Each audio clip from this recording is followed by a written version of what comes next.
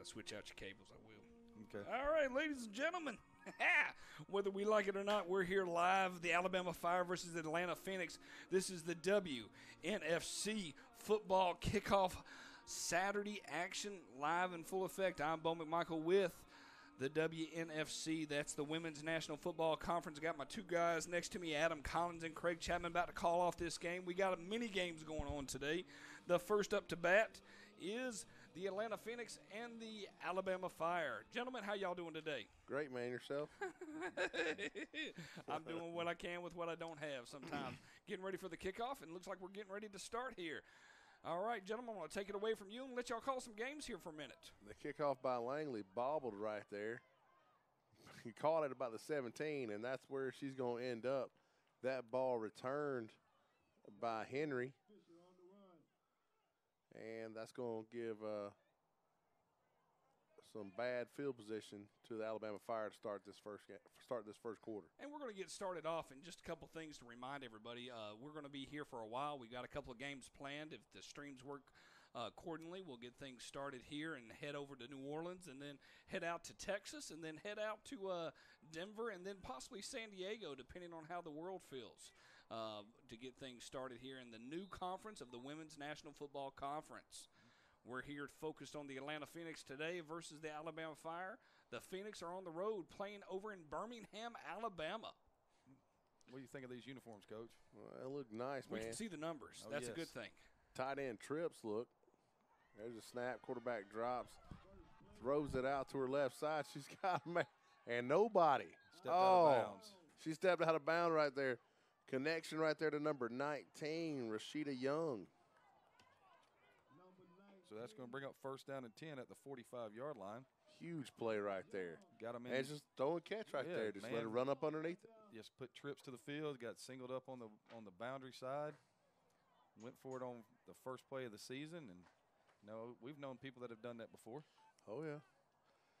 Same look. Same look. That tight end trips look. No, they flipped it. Yep. Quarterback in the gun, takes a snap, throws it out again to her left side. I think we might have got away with a hold right there. I guess they deemed that ball uncatchable. Yeah, she kind of walled her to the sideline right there. It's one of those things that you're glad that they don't call. Well, yeah, I'm always glad when they don't call stuff on my team. I'm just saying. Yeah, I understand that completely. I don't get a whole lot of that, so. It's going to bring up second down and 10 from the 45.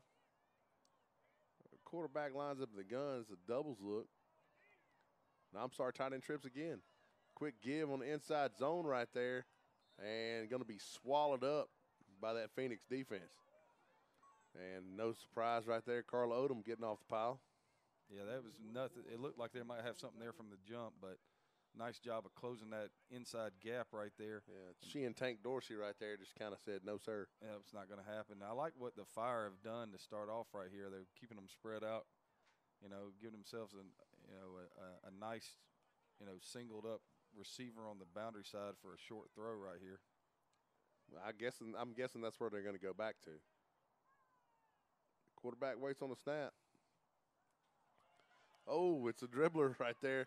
She picks it up and tries to sling it out. Oh, broken up. And I thought that might be a pick there for just a second. That ball dribbled back there, and we talk all the time, about what the keys to the game are. What's your first one always, Coach? And it's always quarterback-center exchange. I thought Buchanan was going to pick that off right there. Looks like it's going to bring up fourth down and 10 right here at the 45. Haven't seen a punt team yet. Well, you just about got a punt right here. That's the only thing that makes sense. If you don't punt right here. Here it comes. Okay, here it comes. I was about to say, if you don't punt right here, that tells me you don't have very much confidence in your offense or you have mega confidence in your defense, one or the other. And here's the other thing is there's no way they can get this off. Yeah, they've waited way too long. This has got to be a delay.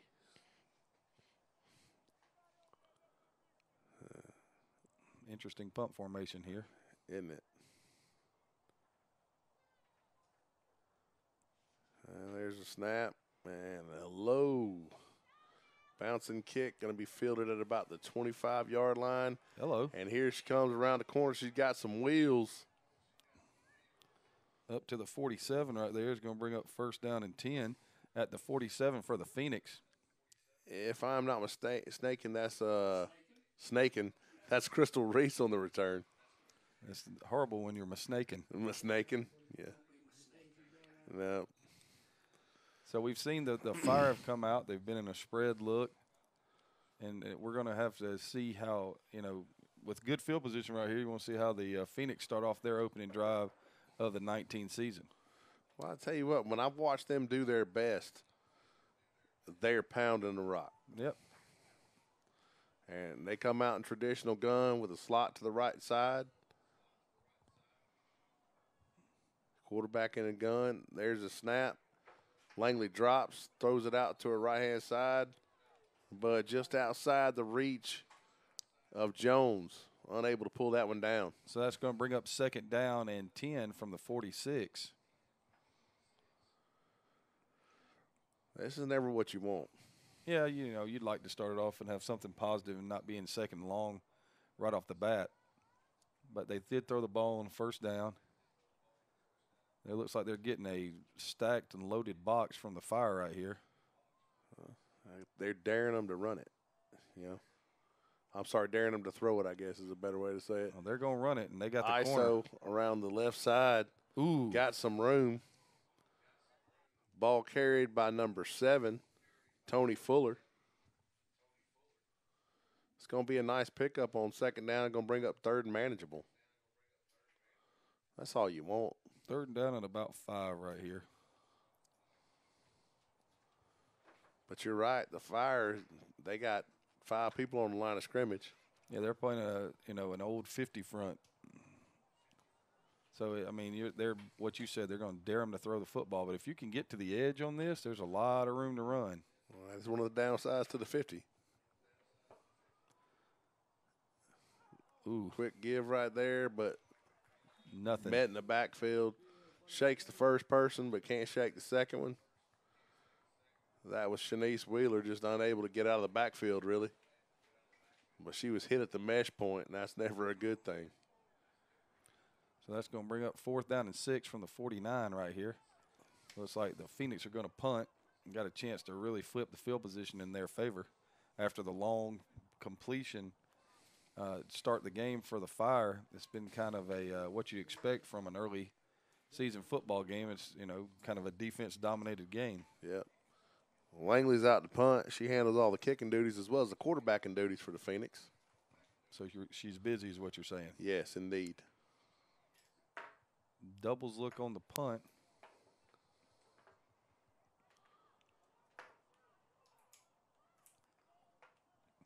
Moved into a more traditional spread punt look right here. Oh, high snap. Fielded well, though. And a nice high kick. And it's going to take a great Phoenix bounce. It's going to settle down what looks about the 9-yard line.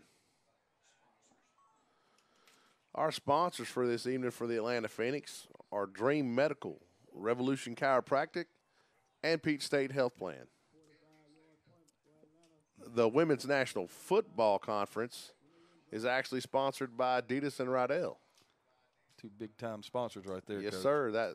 That lets you know it's a big-time league with big-time sponsors. So it's first down and 10 at the 9-yard line right here. Looks like the Fire going to stay in that trips tight end look.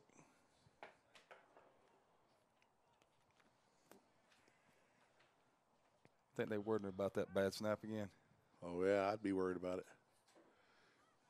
Quarterback in the gun. It's almost a bad snap right there. She throws it out to her left side, though. Whoa. Had a receiver. Looked like she just lost the ball.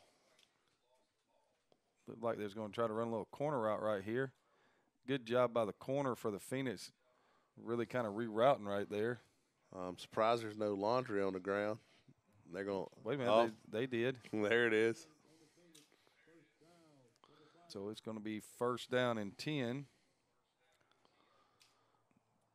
from the 24-yard line. I believe you are correct, sir. No, it's the 21. Are they going to do a spot of the foul? I believe so. That works. All right, so 1st and 10 from the 21 right here. Billingsley in the gun. Back offset to her left side. Got that tight end trips look to the right. There's a snap. Quick give. Oh, hello. Oh, man. Yeah. There was like everybody on the Phoenix defense was there for that one. Should be a loss of 1 on the play. Should bring up 2nd down and 11 from the 20. I tell you what, getting up from underneath the pile where there's 4 and 5 people on top of you every time. That'll get old. It's not fun. It's funny that the Fire are playing this game at a tempo pace. They've been very quick to get on the ball, staying in the shotgun. Wondering if they were trying to bank on some conditioning, paying off for them in the end. Billingsley sitting in the gun. It's that same look. Pressure coming right here, Coach. There's a snap. She drops. Looks to her right. Gets lots of pressure. Is able to get the ball out. So far, number 19, Rashida Young, is kind of who she's looking for. And that's going to bring up 3rd down and about 6 from the 25-yard line. I don't think they've thrown the ball to anybody else yet. They have not. They haven't even tried to. That's my point. If you only go throw to one receiver, that sure does make it easy to play defense. It should. We're talking about. That's true. There are some receivers that you can cover, and it ain't gonna make a difference. So it should give you a hint about where the ball is going in a big down. Tight end doubles look. Billingsley drops, looks out to her right, lets the ball fly. There's our first attempt to go to somebody else. That ball intended for number 15, Onefati. And I'm sure I butchered that name, and I apologize. But she had what she wanted right there. If she catches that, she probably gets the 1st down. Oh, yeah. So that's going to bring up 4th down and 6 at the 25, and we'll get to see the Fire punt again.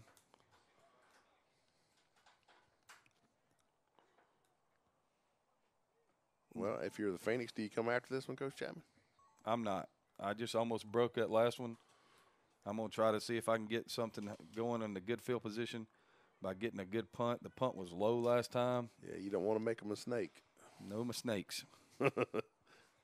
Drafting somebody for the punt team. There it is. All levels, ladies and gentlemen. All levels. Here comes the new punt formation where there is the Notre Dame box in the backfield. 1, 2, 3, 4, 5, 6. That is going to be a delay. I was actually trying to see if they had enough people on the line of scrimmage. Yeah, still going to be 4th down. Being 4th and 11 now, so that's kind of a big deal. It takes that if you were to jump off sides and give them 4th and 1, now 4th and 11, you got a chance. Now, if you wanted to come after it, I might be a little bit more inclined to do so. I like the way you're thinking, buddy.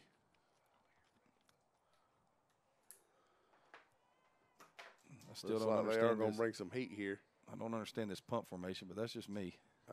She gets it out, and it's a better punt this time. It's a great punt. It's a big bounce. But she may have outkicked her coverage right here down the sideline. Well, they had her pinned. They had her pinned on the sideline. Another good return. Yeah, she's all the way down to the 38-yard line. By Reese right there.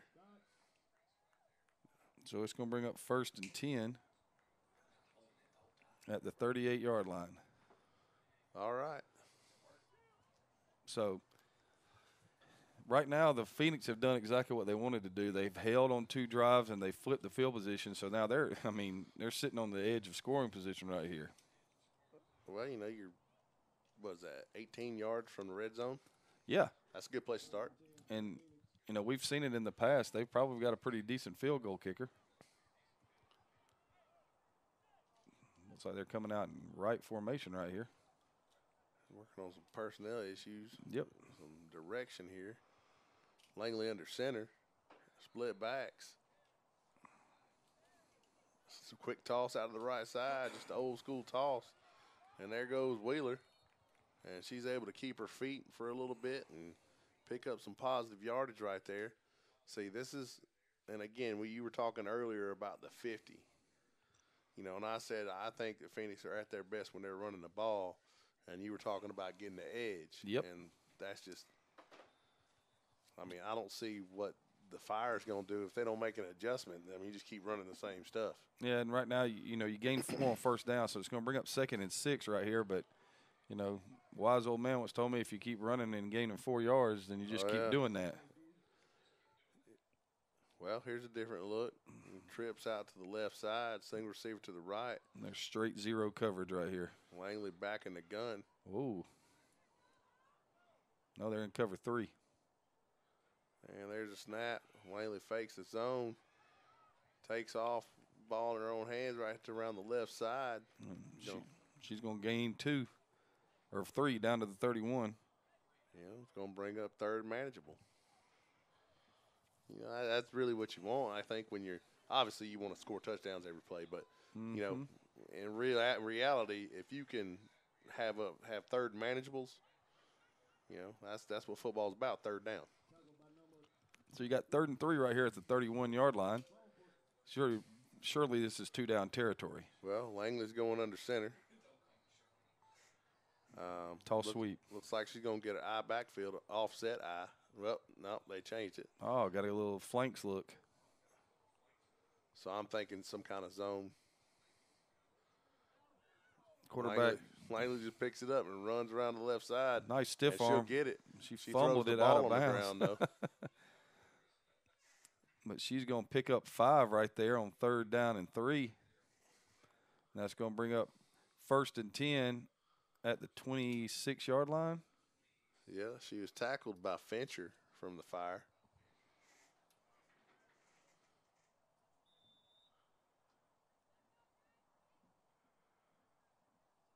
I'll tell you what, so far so good for the Phoenix. Yeah, I mean they're controlling the game right now.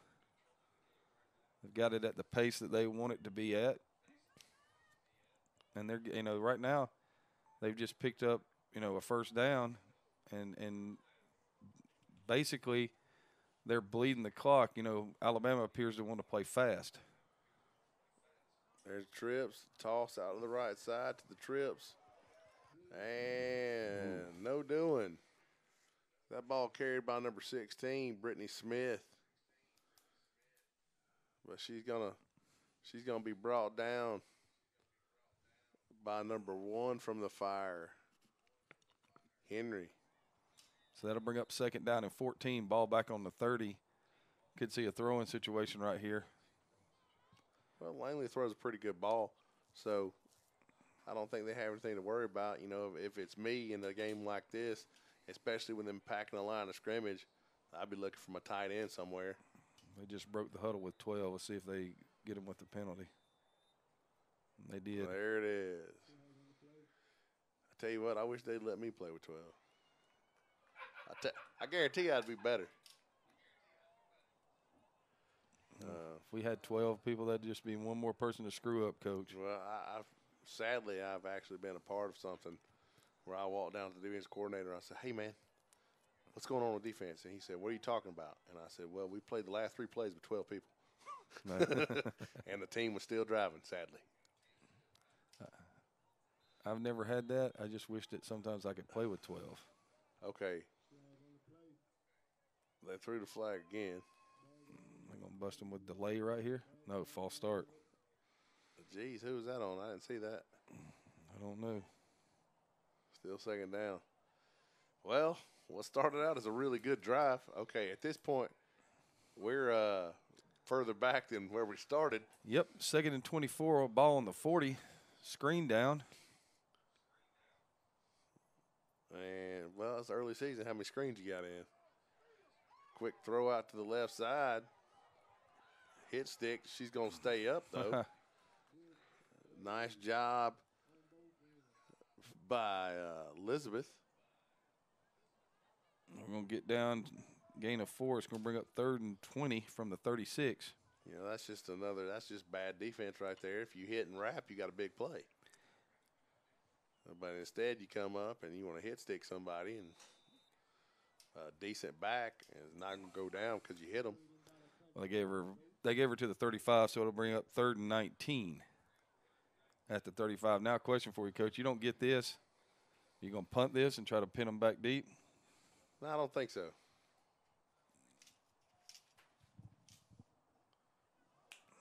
Oh, bad snap right there. Langley just falls on it.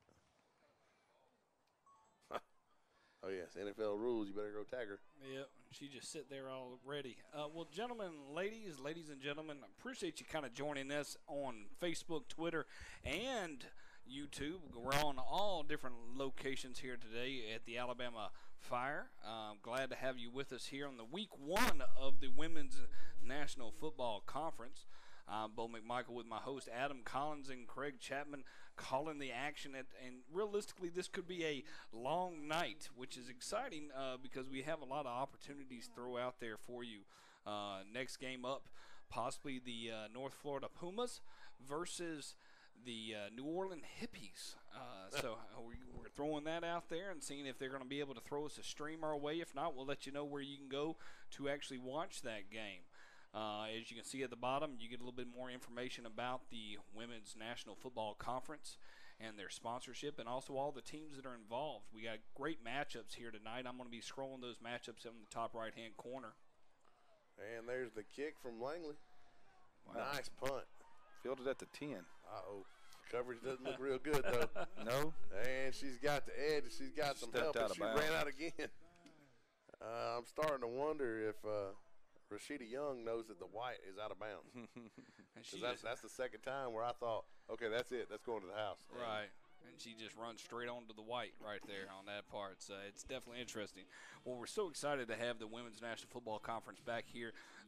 We run a network called Score 58 Network, and we're in partnerships with the Women's National Football Conference. So it's always nice to be able to bring you multiple games. We're going to act like a red zone here coming about 8 o'clock. All the rest of the games will be kicking off here. We do have some other games occurring, but a lot of games across the country. The teams spread out through about a 15-team region between the Pacific Division and the Atlantic Division. So we'll do our best to kind of give you the best information we can as the games go on. Once again, the Alabama Fire is in the yellow, the Atlanta Phoenix in the gray. Good job to see the numbers. Oh, it's great. Appreciate Adidas bringing the uniforms in for us. Rydell and Adidas, major sponsors here of the WNFC. Billingsley takes a snap. They run a toss of their own. They got the corner. And I don't understand. At one point, one of the DBs was chasing a receiver like. In man coverage. Okay, but once the ball breaks the line of scrimmage, you probably need to come up and make that play. Big run there by Henry for Alabama. 1st and 10 at the 44-yard line right here. She needs to get her chin strap checked. That's the second time her helmet's come off. Yeah. I would say something, but I'm not going to do it. What would you say? Don't Write it down. No, it's not anything bad. I was just saying that a couple years ago at Auburn, they told one of my former players that he needed to cut his hair because that's the reason why his helmet kept popping off. And I can't tell you the response he gave the equipment manager. It was not good. So first and 10 here for the Fire. They got some good stuff happening. There's a snap. Billingsley throws it out to her left. And should have been picked right there. And if she picks that, there's nobody left. No. Well, the thing is, if the ball is thrown properly, that might be a touchdown. And if she would have, and her and the receiver would have been on the same page, it might have been a touchdown anyway. Well, that's what I'm saying. She had a receiver breaking to the corner right there. If she puts that ball out in front of her, she's probably going to the house. She had a chance to throw 2 touchdowns on that play, one to the defense and one to the offense. But, as Madden says, when they didn't catch it, that's why they play defense. And he is very true. If you're a Falcons fan, you understand what I'm talking about.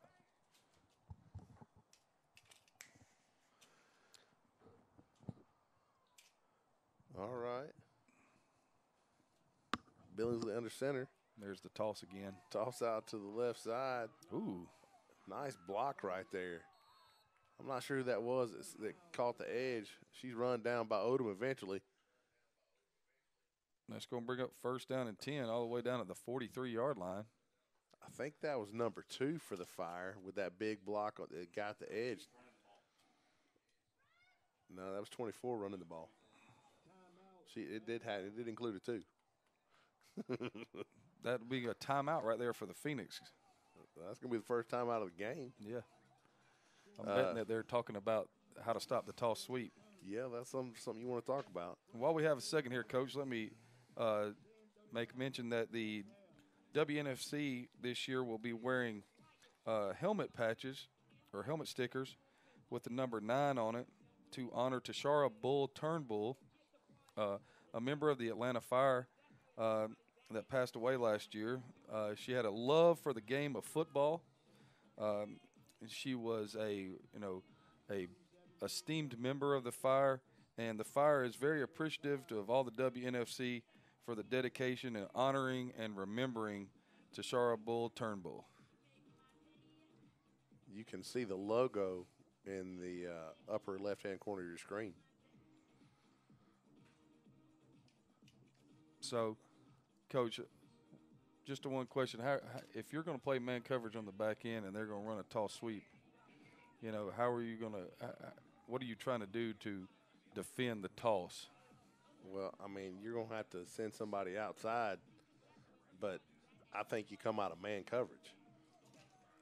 Play a little cover 2, maybe. Play cover 2 right there. Have your corner sit tough. Okay, ladies and gentlemen, we have our opportunity for our first phone-in conversation. We got the general manager, the owner of the Atlanta Phoenix. April, can you hear us? I can hear you. All right. Well, hey, look at technology working to the best capability possible. April, we can hear you. Talk to us a little bit about the team in this new league. We're waiting kind of in anticipation with this first game.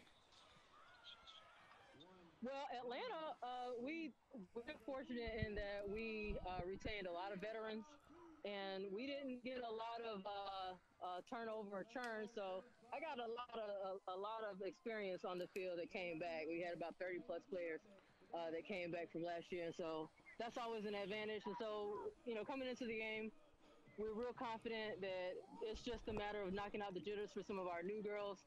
So we've given them a look on the field initially, but I'm excited. I mean, I'm probably giving you some crappy answers because I'm also knocking out my jitters too for the first game. Right.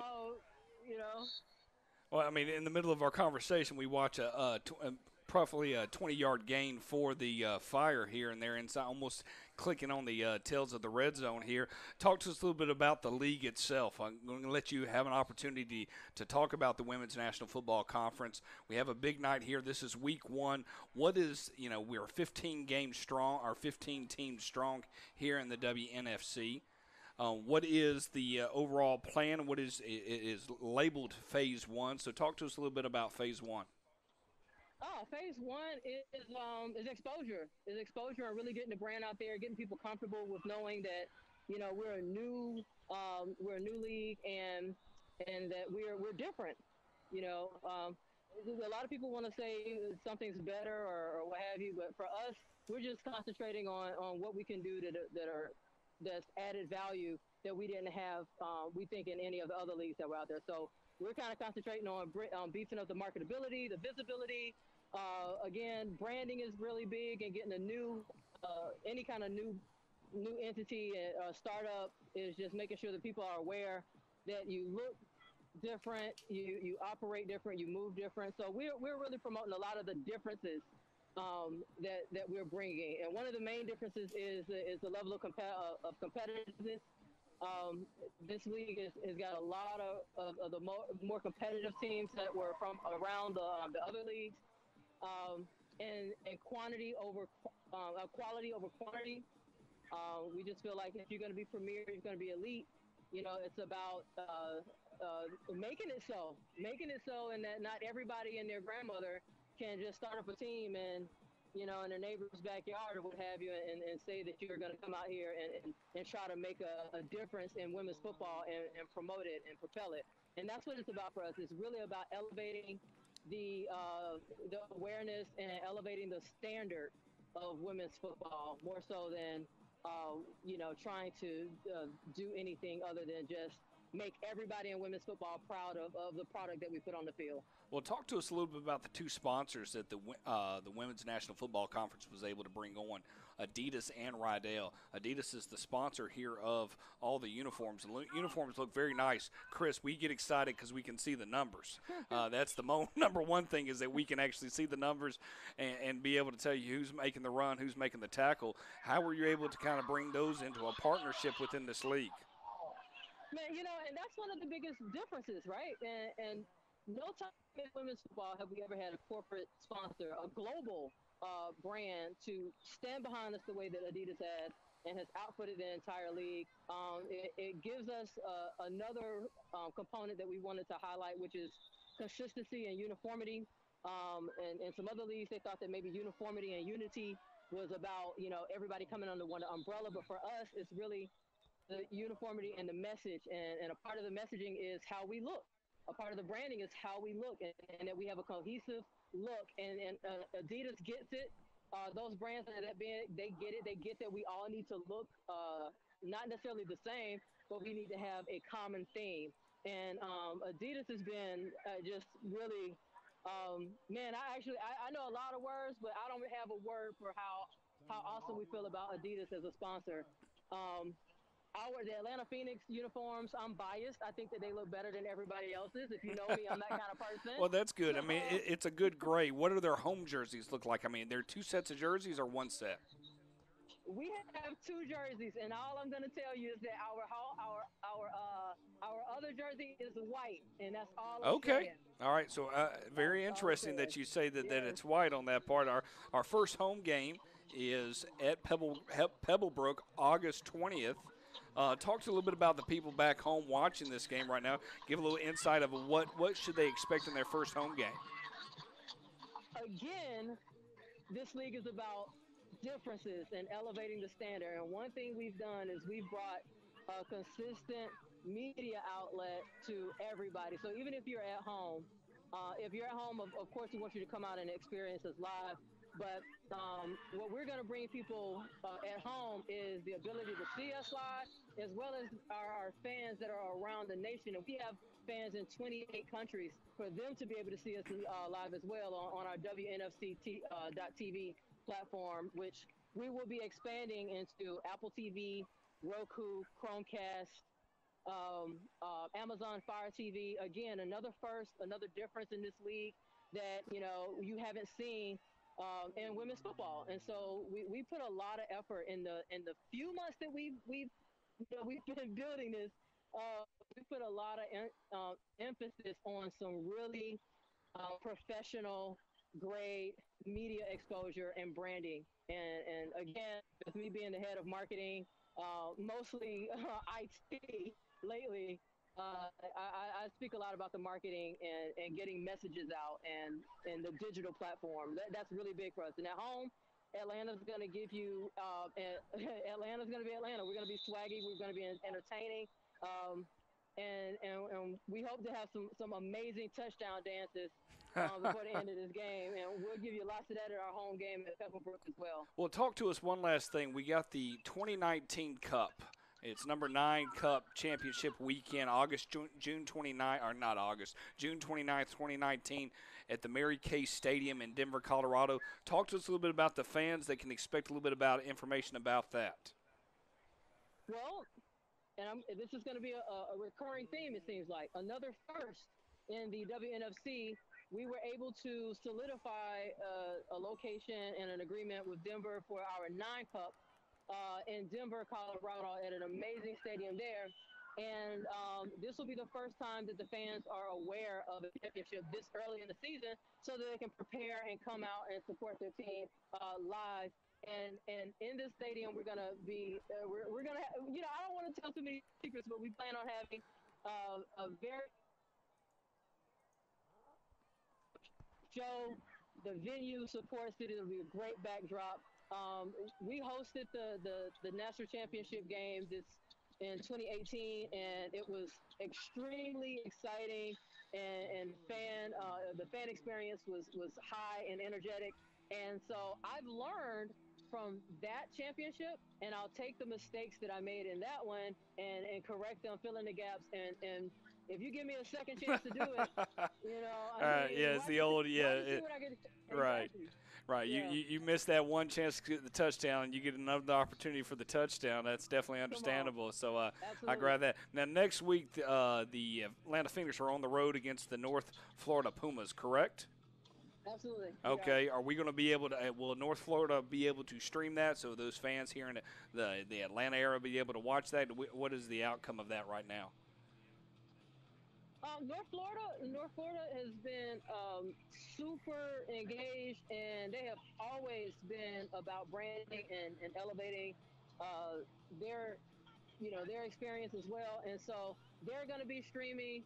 They've got an owner down there that promotes the brand and is trying to do the same thing that we're doing. And really, when we look for teams to come into the league, we look for teams that understood the agenda and were like-minded. And so North Florida is one of those teams. I feel confident that they're gonna have a really good streaming experience, and I'll work with them to do that, because everywhere we go, I want to make sure that anybody Right. who's responsible for the streaming, makes us look good. Right. So- More of the information you get out. Well, Birmingham's turned into a wonderful stadium. It's a great atmosphere right off the interstate. We wish you the best. It's just started here, the second quarter. We're going to go ahead and back to the telecast. April, thank you so much for joining us. Look forward to talking to you. Hopefully we get a chance to speak with you after the game as we head into some other games this evening. Thanks so much, April.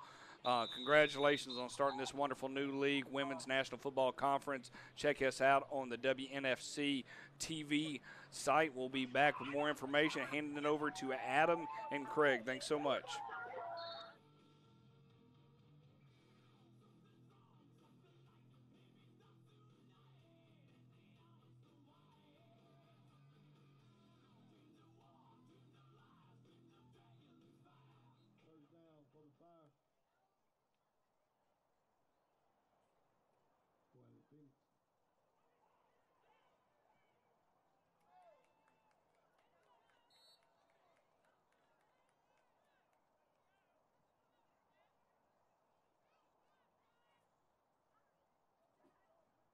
Down in 3. That ball carried by Tony Fuller. Nice pickup where she started outside, saw the seam, and just came back across. Well, that's the whole point about blocking that zone. You give your back a chance to see and pick where they want to go. So you got it short yardage right here. It kind of keeps your playbook. You've got everything that you at your disposal right here. Yeah, I think maybe you take a shot.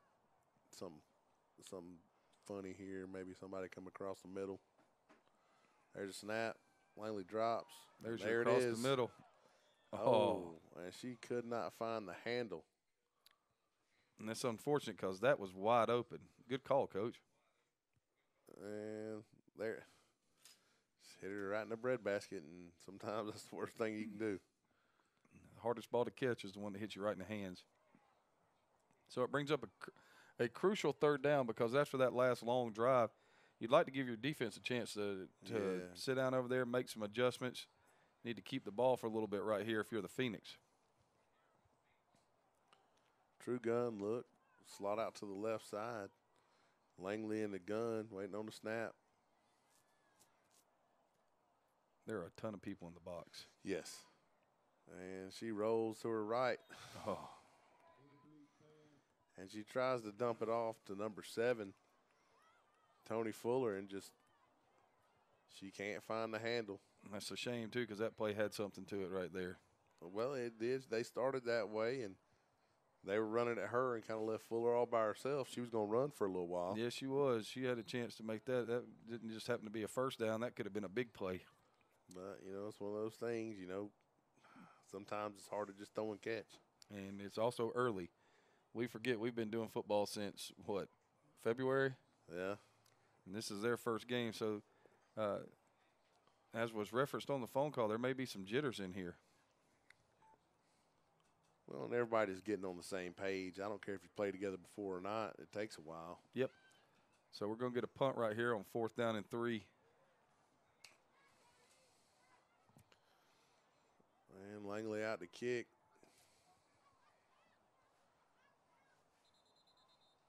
Oh, good gravy.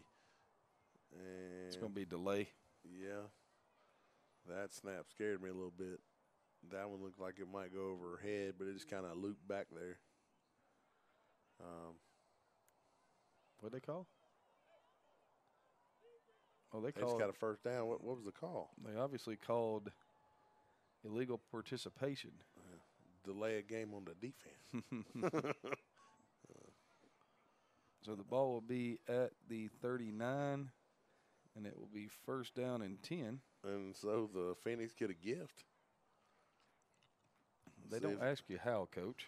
Yeah, see if we can get something done here now. I'd come back to the toss off the little, with the zone blocking scheme. But with all those people in the box, that the little flare screen may not be a bad option right here as well. That's a great idea. And they're playing outside now, trying to take away the toss. Tried to go inside on the slant right there. Pass was broken up. Ball thrown into traffic. Intended for Jones. I tell you what, though, when you throw right there, she threw into a crowd. Yes, she did. That's rarely a good idea. So, and the other thing is this: to the single receiver side, you're getting such a cushion right now.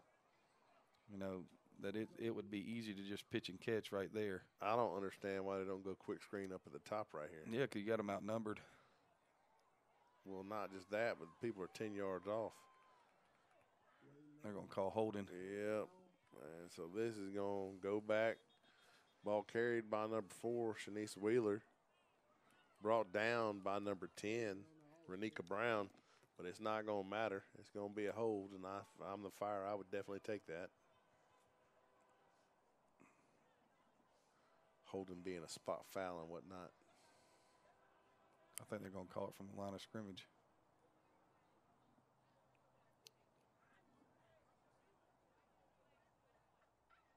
So that will back it up to 2nd down and 20. That's never a good thing. You don't like 2nd and 20, Coach? No, that's not one of the things that's on the top of my list.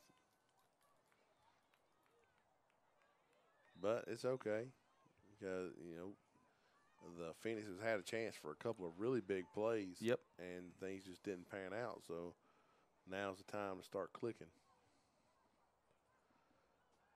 There's a snap. Langley drops, looks out to her right side, lets it fly, has a receiver, and there it is. Nice little throw and catch. Ball caught by number 11, Jones. Pick that 10 yards back up. And now you're looking at, 3rd and 10. But, you're not. You're not in the same kind of. At least you're back to the original line of scrimmage. I would think that you're going to get to see something very similar like this. There's a snap. Langley rolls right. Decides to pull the ball down and take off. Wow. It looked like her head might have bounced on that one. Yeah. It's going to bring up 4th down and 10, and we're going to get to punt again. But Langley quick to let the defense know that she was okay. Yeah, she hopped right back up right there. That's what you like to see is when somebody really takes a nasty hit for them to just pop right back up and then come to the sideline at ooh and ow. Don't let the defense see it. Yeah, get to the sideline before you check and make sure everything's still where it's supposed to be.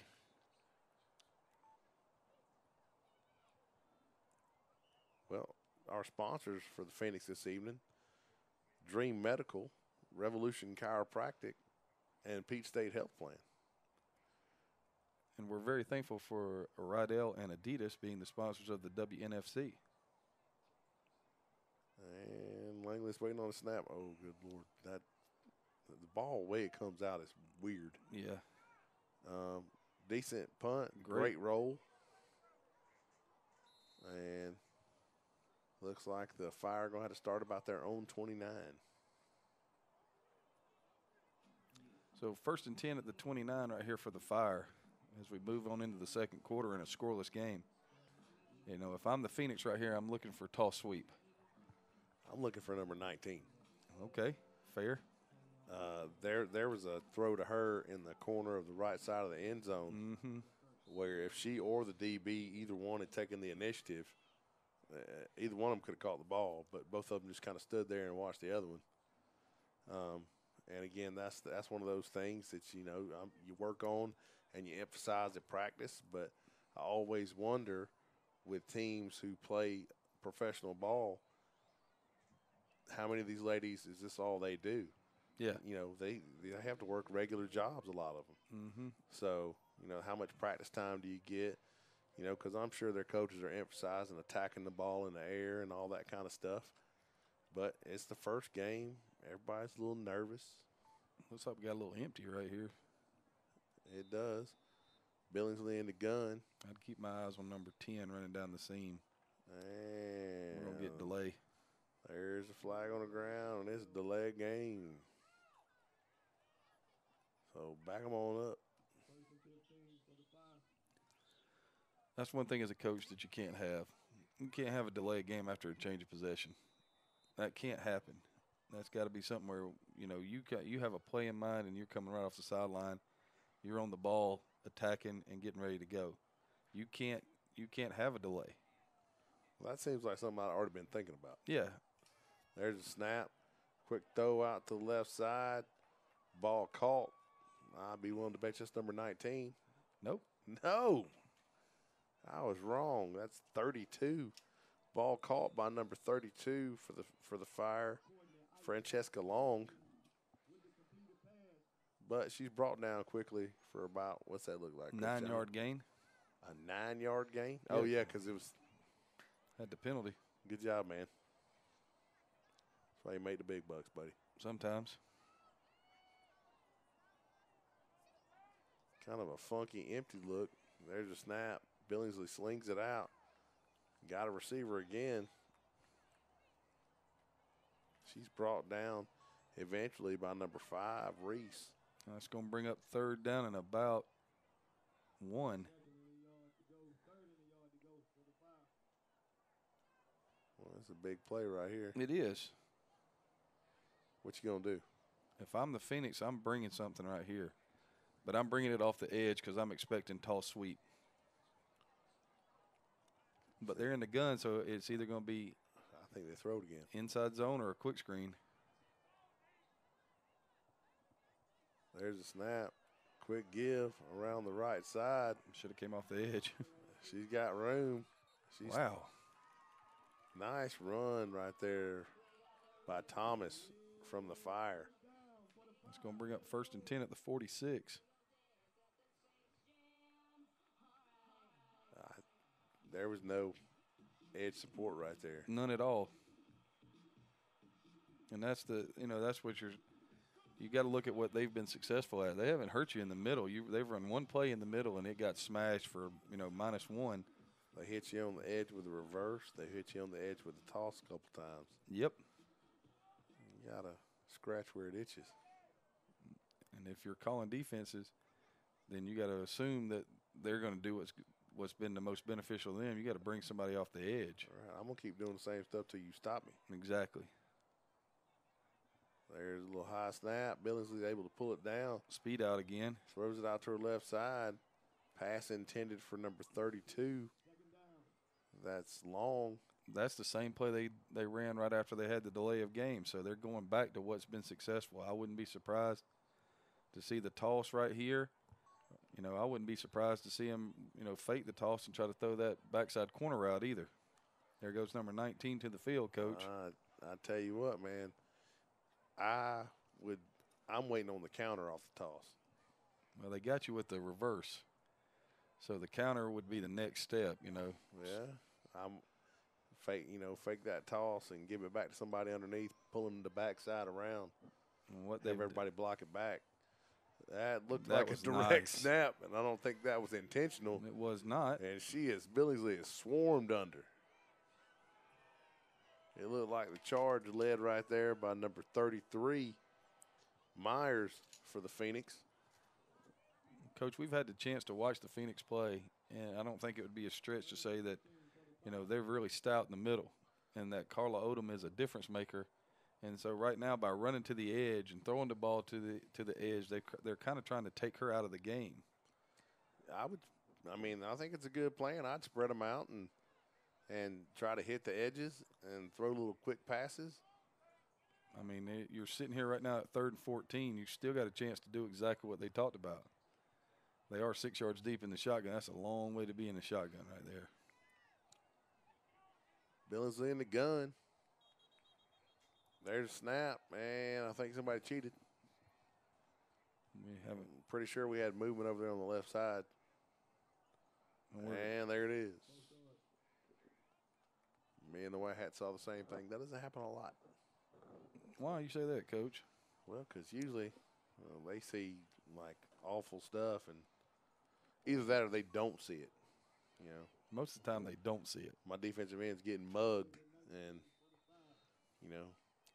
They either don't see it or they make up things that they thought they saw. that guy's got his jock strap now, and, he didn't see him get held. And I was like, okay. I get a little animated during the games, I'm just here to tell you. Nah, you're calm, cool, and collected always. So now it's 3rd down and 19 right here. I'm definitely looking for something vertical. Yeah, I think they should block with both backs and throw the somebody. I think she thought she was going to run a corner route right there. Because that's what I was going to throw was the corner right there to number 19. Looked like the receiver blocked. Yeah. Sometimes people zig when they should zag, you know what I'm saying? Well, again, it's early in the season, and, I'm not sure. Are they running people in with the plays? No. Or are they signaling it in? They've got to be signaling them in because they're in a no huddle. When you signal it in, you add another layer of possibility to screw it up. Yep. And we've got to be getting close now, to the time where, you start to question what you're doing on both sides on offense, because other than the one little scoring opportunity that, Alabama had, the Atlanta Phoenix got the ball at the 38-yard line and then ended up punting from the, 40-yard line. So there's got to be some doubt creeping in right here. Are we going to be able to do this? Or are we going to be able to score? There comes delay again.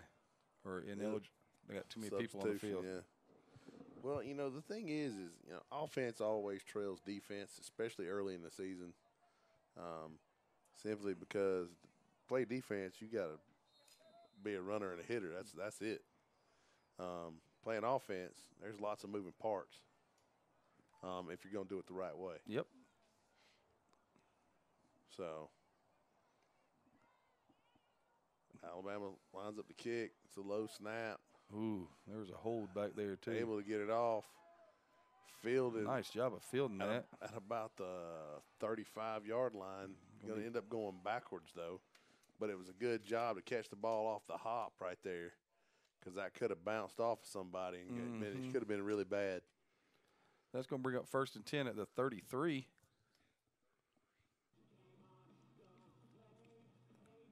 You got to look right here. The Phoenix need something positive to happen for them on offense right here. They've done a good job, or they have done a good job of being able to weather the storm. And they've played a lot of defense this quarter, though. Well, defense always plays really well.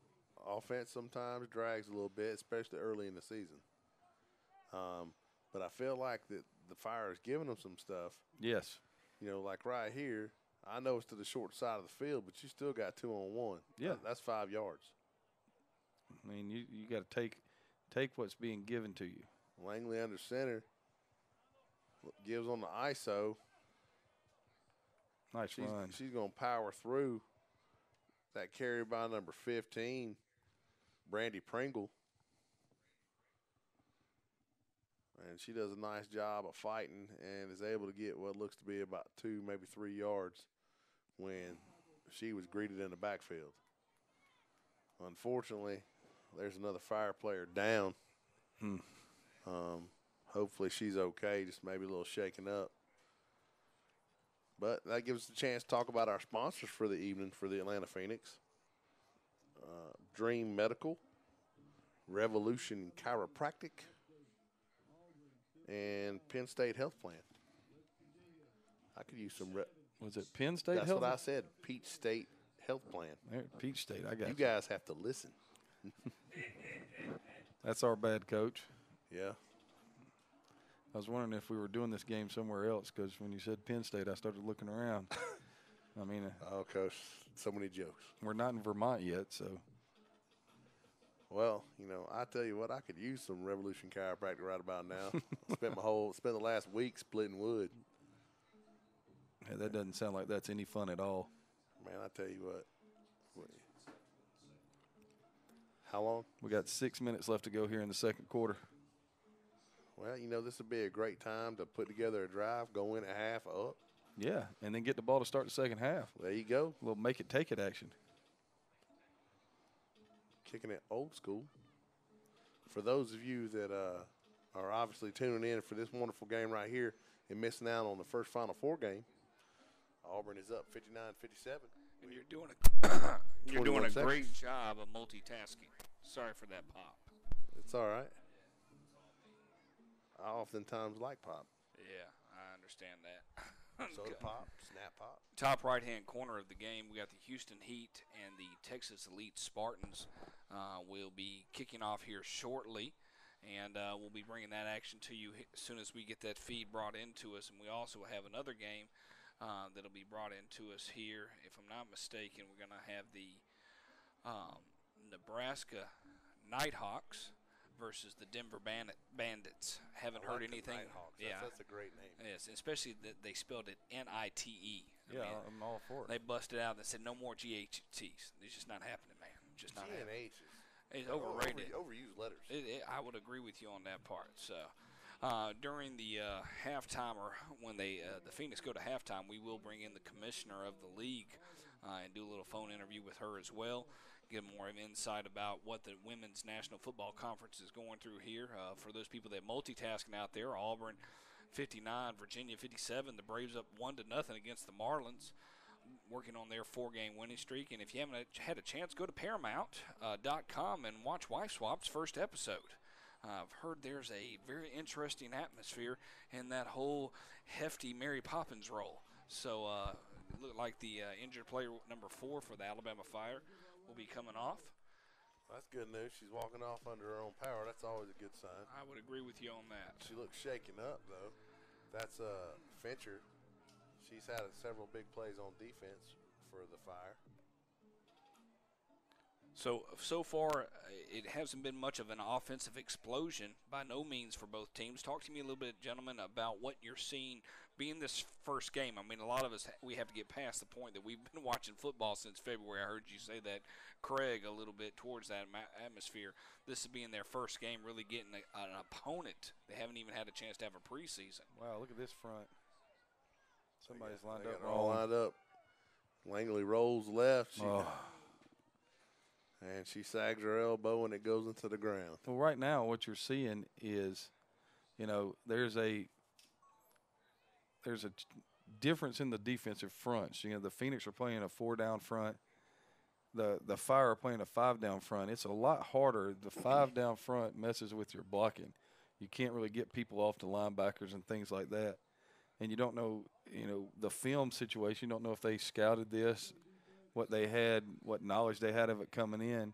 So, you know, anything different than what you've practiced against for the majority of the time is going to give you you know, maybe a hard time until you get to halftime. But you got 3rd and 7 right here. Here we go, I backfield. Counter. Langley give right there off the left side. Uh-oh, she's going to get the first down. Nice, tough run there by number 7, Tony Fuller. All the way up to 45 yard. That was a 9-yard run on 3rd down and 7 right there, Coach. Well, that's money, you know. But again, they're best when they're running the football. I think if Langley will just calm down a little bit and get into a groove, she'll be fine. You know, they've had a couple of chances where they had some open receivers. They just didn't catch the ball. Well, that's the thing. And, you know, the times that she throws a great ball, somebody drops it, and then somebody's wide open and she, drops her elbow and the ball hits the ground, So 1st and 10 here at the 45. We got a true eye backfield. And she pulls the ball down quick. Langley does, to try to get what she can get. Picked up about 4 right there, so it's going to bring up 2nd and 6. Well, 2nd and 7. They only gave her 3. Tell you what, man, it's been a good defensive game. If you like defense, this is where it's at, man. Yeah, it's been it's just been an interesting dynamic of 2 different fronts. Really nice facility too. I like Yeah. the Birmingham Southern facility. 2nd down and 7. Looks like we got motion from the fullback. There's your toss. And Fuller. Got the edge, coach. Yep, I thought they were going to get him for a hold right there on number 90. But All the way down to the 39, coach. and just like that, the Phoenix are on the move. That's an 11-yard gain and a 1st down. Well, I think the tackle did a really nice job right there of letting go, because it would have been real easy to grab a hold and try to hold that edge right there. But, you got to realize sometimes your back is faster than that defensive end. Well, you got to hope so. So 1st down and 10 at the 39 right here. And give on the inside right there. And just enough to Yeah. bring her down. That ball carried by number 4, Wheeler. Got shoestringed. Yep. It's going to bring up 2nd down and 9 at the 38. I like the plan right here, though. Went back to the counter because it worked. Had a chance right there. Like you said, grabbed by the shoestring. It's got to be getting close down to around 3 minutes to go here in the first half. Phoenix doing a nice job of putting together that drive to eat up some clock right here. Yeah, you definitely want to cash in. But if nothing else, the defense is getting some rest. Langley on the give on the inside again. Nice job. That ball carried by number 23. That is Shadella Reese. It's going to bring up 3rd down and 4. Ball at the 33.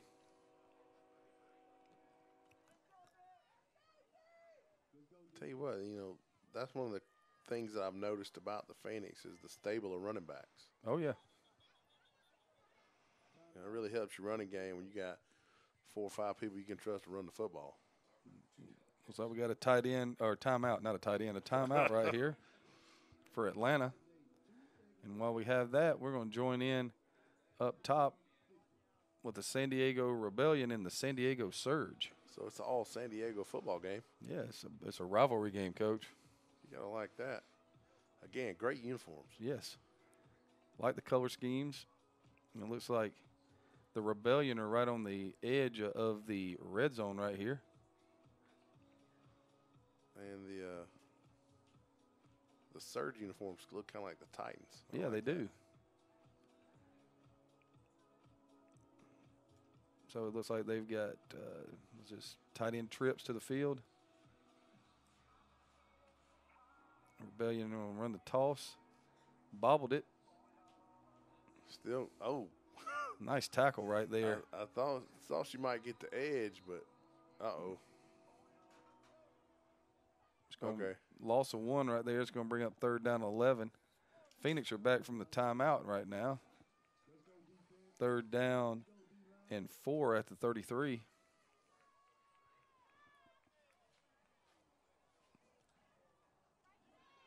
There's your speed out right there, Coach. There it is. That's all you got to do. Just give Langley some short stuff, just a little throw and catch. Let her get settled in. Ball caught by number 6, Mosley. That'll bring up 1st and 10 at the 23. We have another Fire player down on the field.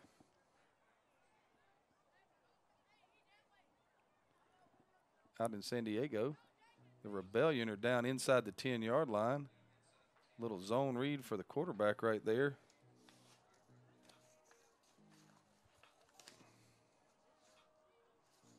Ball was carried by number 47, Martin Kaninga. I hope I didn't butcher that too bad. I did. So, looks like there may be a timeout on both games. All right. So, the Phoenix are back 1st and 10 on the 23. Just so you know, at home, you got the Phoenix and the Alabama Fire to your left, and then the San Diego Rebellion and the San Diego Surge to your right. You can see our sponsors down there at the bottom, and the ticker at the bottom is also the ticker for the Atlanta Phoenix Alabama Fire game. And the Phoenix had a false start, so that backs them up. Be 1st and 15 at the 28. True gun look. Slot out to the right side. There's a snap. Give around the right side, a little lead. And looks like they're going to get a first down. It's going to bring up 2nd down, Coach. Remember, they had the penalty. Oh, okay. They'll bring up 2nd down and 7. Couldn't see the other stick. Yeah, I should have worn my glasses.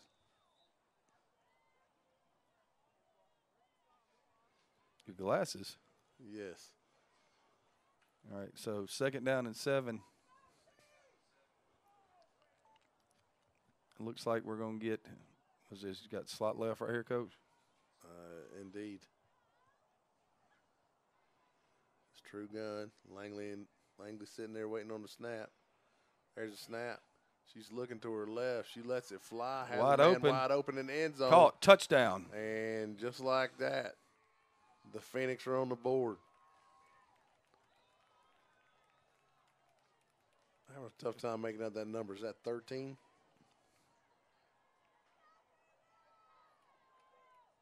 Yes, sir. Okay, good job, fellas. That ball caught by Elizabeth.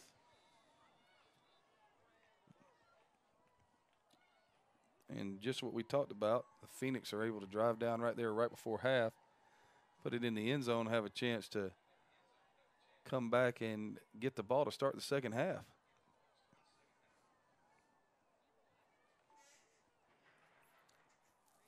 Out in San Diego, the Rebellion are inside the 5, or at the 6, excuse me. Uh-oh. Bad snap on the extra point for the Phoenix.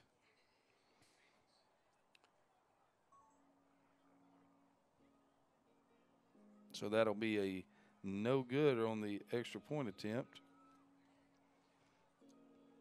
And it's 6-0.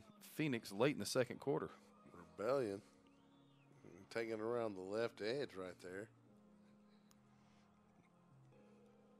Down at about the 1 or the 2-yard line. Got 1 minute left to go in the first half here with the Phoenix and the Fire. Looks like the Rebellion had an illegal formation right there. So that's going to back them up to the 11-yard line.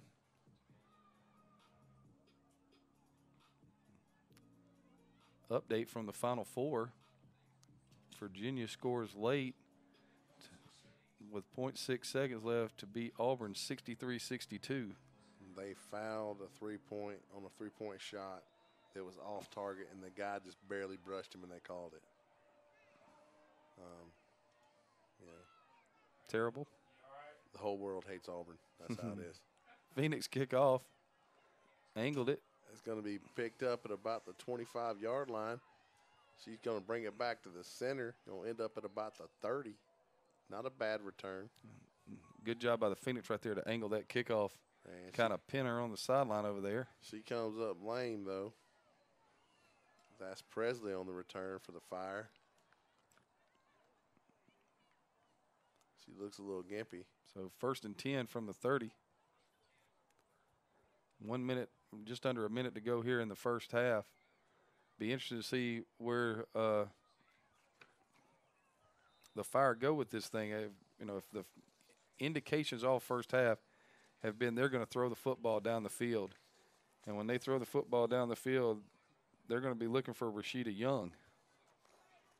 So I would make sure that I had number 19 covered right here, wouldn't you, Coach? I would absolutely sit on number 19.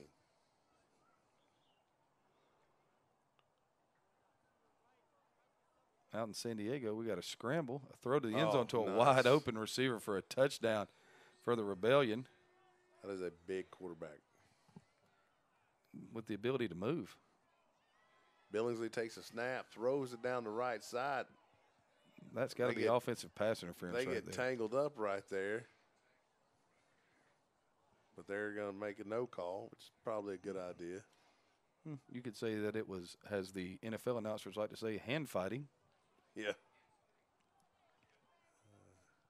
Point after attempt in San Diego right here. The Rebellion are lining up to kick the PAT. Snap, touch, kick is away, and it is good. So in the first quarter in San Diego, it's Rebellion 7, Surge nothing. Oh, ball bounces back to Billingsley. Had a receiver open, just couldn't connect. And as we're coming close to the end of the first half here at Birmingham, we will go live over to the San Diego Rebellion, San Diego Surge game. Glad that we were able to see actually both touchdowns scored. Yeah. What's the odds of that on that part? Don't know if we'll be able to get into the Texas Elite game. Dealing with some overall web issues, so we'll see what happens here. But we will bring in a couple of the commissioner of the league here with a phone call here at halftime. Billingsley under a lot of pressure right there, just tosses it up. I think that's Pretty legal. sure that's the offensive lineman that caught it. Yeah, I think you're right. And There's the penalty. That's a problem. That'll be illegal touching. You're not allowed to do that. No. You got to teach me I've these actually rules. had that happen to me before. Coach Chapman hit me in the back of the head with a football one night, Illegal touching.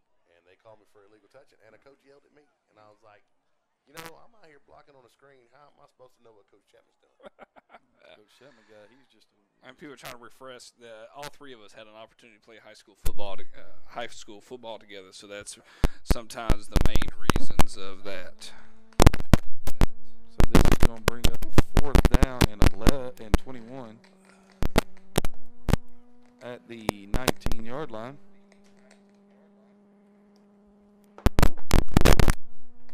Should be a punt now. Coach, I got a question for you.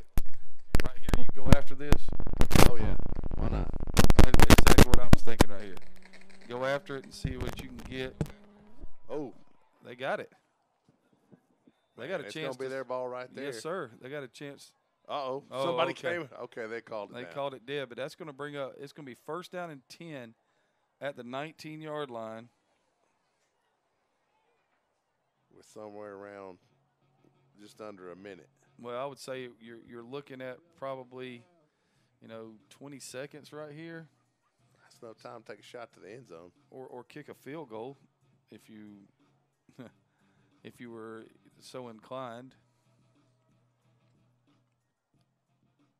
So right here, you might get one shot at the end zone right here, and the Surge have surged down the sideline over there to score. They just broke open, look like they're going to score right there. And there's a timeout by the Phoenix. No, timeout by the Fire. Oh, by the Fire. I apologize. Mhm. Well, you can't take them with you. So, real interesting. You call timeout right here to set your defense. Maybe to say they've got, they're going to throw the ball right here to the end zone. This is what we want to play. If you're the Phoenix, if you have something that may be a little bit different, this might not be a bad chance to run it. A little razzle dazzle. Or, what do you call it when people start doing weird things? Talking about drawing it up in the sand. Oh yeah, you're gonna draw this thing up in the sand right here. Get some Coke bottles and some rocks out. Yeah. If it's me, you have been running a slot all night. Run a switch route and let it mess with the coverage. And They're in doubles right here. So you may get 4 verticals right here. You may get that switch route you asked for. I would run 4 verticals. They've got one person in the middle of the field. Throw the seam, huh? Yep. Or you could be looking at shenanigans. Langley waiting on the snap. Looked like the left guard move, but they didn't call it. Throw. Picked off. Picked off. Had somebody open in the end zone. Is that number 19 that picked the ball? It is. And it'll be returned to the 27-yard line. That's a huge play by number 19, Rashida Young. If she had to do that all over again, I think that she'd probably want to drop that thing to the back because the back is running down the sideline with nobody over there. And there's a Phoenix player down, it looks like. We can't see who it is yet. I know they were waving to the Atlanta bench. Okay. Somebody holding the elbow. Yep. It's a delicate part of the body. You don't want the elbow to be in the wrong way. I tell you what, between getting them hyperextended, I had a kid at wrestling practice one night dislocate his elbow. And that is a gruesome looking thing. Yeah, you don't ever want to see anything dislocated. The one bone sitting on top of the other bone, and I'm looking at the kid going, yeah, something's wrong. We got to call somebody. Had a kid run off the field one time holding his elbow, and I said, Brenton, what's wrong? And he was holding his elbow, but he was showing me his wrist, and his wrist was dislocated. And that was a brutal-looking thing to look at. So right here before half, the Phoenix took their shot to go to the end zone right there. Well, rightfully so. I mean, just there's no – you're going to get no argument from me on that. That's the correct play in that situation. Be interested to see what the Fire do right here.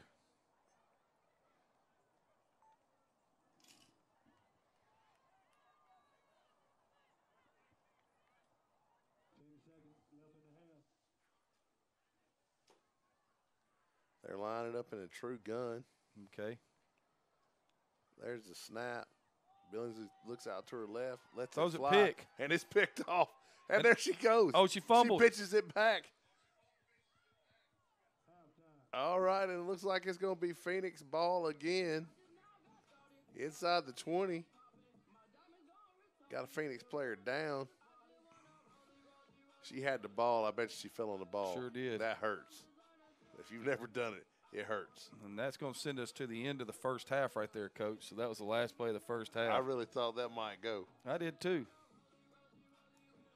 It would have been interesting to see, you've had if you're the Phoenix, you realistically had a shot to put the 2 touchdowns on the board at the end of the first half. Oh, yeah. But you leave the first half after really, not playing well on offense. You've had one real drive, and that one real drive netted the touchdown pass at the end of the first quarter or second quarter right there with about a minute left to give you a 6-0 lead going into the halftime. You get the ball to start the second half. You got to be feeling pretty good about yourself. So now we're back in San Diego. Where it's tied up. The Rebellion and the Surge in a very active first quarter right here. Sorry for the oh, look at me. That's me. And it's all me right there making that noise. I'm trying to bring in look at that. It does not like that. There's something not having it. So, y'all keep talking a little bit about that, and I'll click me off. I wonder where this game is being played. I don't know, but it's a beautiful place. It's a nice field. Look in the background back there. You got the mountains. Is that what that is? It is, man. That's pretty. I've never been to California. I mean, that's a beautiful scene right there to play football in. A nice field. That's a really nice setup right there. The track says something, SU something. Can you see what the rest of that is? I cannot. The shadows kind of covering it. Yeah. Should be.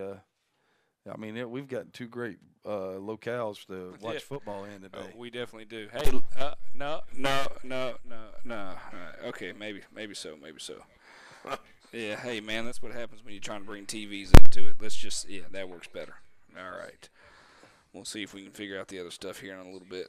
Oh, a little onside kick right there. And picked up. Picked up by one of the linemen. That's one of those things that you spend all week saying, don't do that. Fall on the ball. And then when the ball gets kicked to you, every lineman wants to pick yeah. up the ball and run. And everybody on the sideline was screaming, fall down, fall down. And unfortunately, sometimes when those linemen pick up the ball, they end up figuring out what happens to a running back when they pick up the ball, and they think, why? Right. Why did I do that to myself? So the Rebellion are going to take over right here, 1st and 10 at the 44. Looks like we're going to get a doubles look, Coach, with a pistol backfield. Indeed.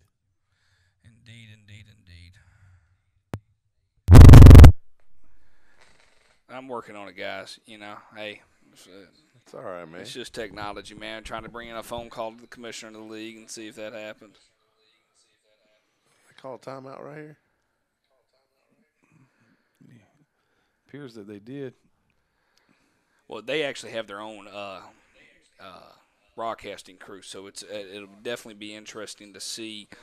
We might actually tune in here in a little bit and let us listen to what they're saying here. Cool. I enjoyed some of the graphics they had where they were throwing up the videos of the players, for the defensive players, defensive line. They were throwing different stuff up on the screen. Right. So it looks like we're going to start this thing with the Rebellion. See if they stay in that doubles look. And they are. We do have another game that's playing. I don't necessarily want to say that we can go to it, but I will clip in a little bit. It's the Texas Elite. They're filming with an iPhone, so based on and ground level iPhone. So I mean, so I can give you an idea of what we'd be looking at if we were looking at it. All right. So it'd just be a little bit harder to work that with. Throw though. It was, and like I said, being week one into the league, it's nice that we're able to kind of go back and forth, But when it's apples, I mean, it's two different worlds. Yes, it is. When you deal with this particular telecast and do the other ones, so we definitely want everybody to kind of sit back. And I know a lot of people are San Diego Rebellion fans and Surge fans, and they're on their website. They're actually showing it off their Facebook. That's why we have certain things running where it says posted by the San Diego Rebellion at the top left-hand corner. So we're definitely glad everybody could join us here, definitely to begin with here in the week one game-wise. Again, look at the size of the quarterback. Yes.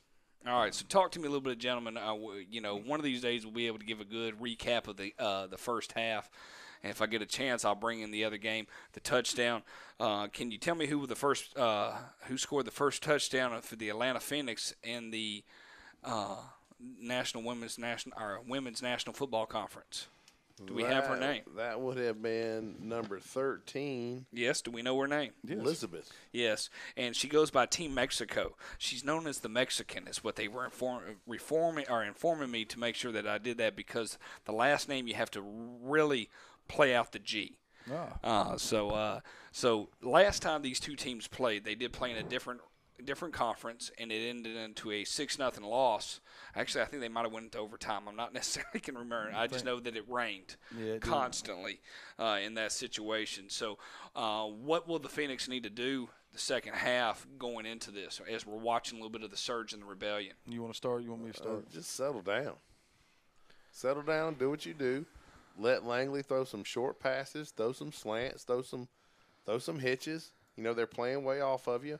I'd like to see him throw a quick screen. Defensively, I think you just keep doing what you're doing outside of playing the edges a little bit more. I think that if you're looking at it from an offensive standpoint, what you did in the last drive for the first half is what you should start out in the second half with. Counters, the little speed out play that they ran was real. It's wide open because, like you said, the corner's giving them such a cushion to the multiple receiver side. The quick screen would be a good thing. The little toss zone's a good play for them. On defense, if you keep this lead, then, as the game goes on, you're going to have to maybe think about doubling number 19 because, you know, she's a problem out there. She very well could have scored a touchdown on the first play from scrimmage if she hadn't stepped out of bounds. Right. So it literally could be 7-6 or 6-6 right now in that game. And, you know, we're saying that sitting here and all that. But, you know, if I'm in the locker room, I'm doing exactly what you said. I got to make sure I find a way to defend the edge, and not only defend the edge, but to make sure that I don't get beat deep over the top on a seam route. And it looked really like, you know, the Alabama Fire were very, you know, they're going to throw a corner route. You know, they had one open for a touchdown that just didn't connect. So I'd make sure that I had my T's crossed and my I's dotted about how I was going to play those things before I came out of the locker room. No doubt. The punt right here for the Rebellion. It's a low punt, but it's going to get a great bounce. Now, personally, I'm very impressed with the Rebellion's overall telecast. They have definitely upped their A game, causing me to stay up at night to figure out how to make sure I can get certain things up, because I like what they're doing. Across from a telecast perspective, that's great. One thing that everybody's talking about is that joining the Uscreen app that's going to be available on Apple and Roku TV, and also on Android TV, an eligible man or an eligible woman downfield. So they look like they possibly re-kick that. And they will. All right. If I had a chance to re-kick it, because I'm not going to want to start at the 10. Well, what I'm going to do is I'm going to actually get into and see if we can show that first touchdown here, and I'll bring that back in. It is starting to rain over in Birmingham. Oh, nice. Good times indeed. Seems like a deja vu all over again. Yes, so with Birmingham and the rain, so my filmer has broke the stream. He has crossed the stream from the Ghostbusters analogy and has went underneath into the press box and got reset up there, so he'll go live here in a little bit to get us back to that action. So hopefully we might even have a chance to bring in the commissioner of the league here shortly, mainly because she said, hey, if we get an opportunity, her name's Candace Pritchett. She's the commissioner of the league, and if she comes out of the locker room, we'll bring her back in. All right. Rebellion going to punt again. And there's a snap. You sound tired, Adam. Another low kick. Oh, this got a chance to be returned right here. I don't understand why you don't pick that one up. Yeah, so with the penalty, they gained 11 yards because it would have been 1st and 10 at the 10. Now it's 1st and 10 at the 21. It's one of those deals where you go, okay, I did the right thing. Exactly right. You know, if you're 1st and 10 from your own 1 right now, you're kicking yourself in your backside. But, you know, the last drive for the it's the Rebellion, or the last drive for the Surge. They went down the field at breakneck speed. Yeah. I mean, the game was 7-0 Rebellion, and then it was tied at 7 in a hurry. So it'll be interesting to see. We didn't get a chance to see their offensive series the last time. Yeah, so it'll be nice to see what this looks like. And it's empty. Okay. Empty right here for the Surge. Quarterback waiting in the gun. That's illegal. And you cheated. Oh, like a counter. Yeah. You can't have everybody moving before the snap. Well, that's a rule. That's illegal, Coach? Oh, listen to y'all both. You can in the Arena League. Well, you can do anything in the Arena League, apparently. You can kick the ball off the ceiling. That was great, man. I enjoyed that. We had an opportunity. The Georgia Peach State Peach State Cats took on their first home game in Athens, Georgia, and we had a chance. Look at that. Quarterback counter. She is moving that down. Yes.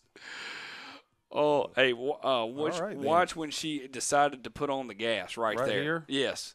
Yeah. Nobody's even going to come close. No. Once she put on the gas, that's another touchdown for the Surge. I like the fact that they had a play call that they wanted to run, and the penalty didn't stop them from running the play. All right, and they're running a replay on their end as well. They're going to run that thing. That was a nice run. Well, yes. Now we figured out why they score fast. Yes, indeed. Very well blocked. Everything about that was very well executed, and then the speed to get to the end zone. You know, you have two contrasting styles right there. You got one quarterback that can really scoot, and the other one is just massive. So, I mean, we've seen very little scoring and very little offense in our game in Birmingham, and flip over to San Diego, and everybody's running to the end zone. And apparently the center's not protected in this. He just got Listen ejected. to you. Just got rocked. Apparently they're not. Things What did the goalpost say? It had a wrap on it. What did the wrap say? No, I was trying to figure out where they're at. things that I did not see. No. I should say where they are.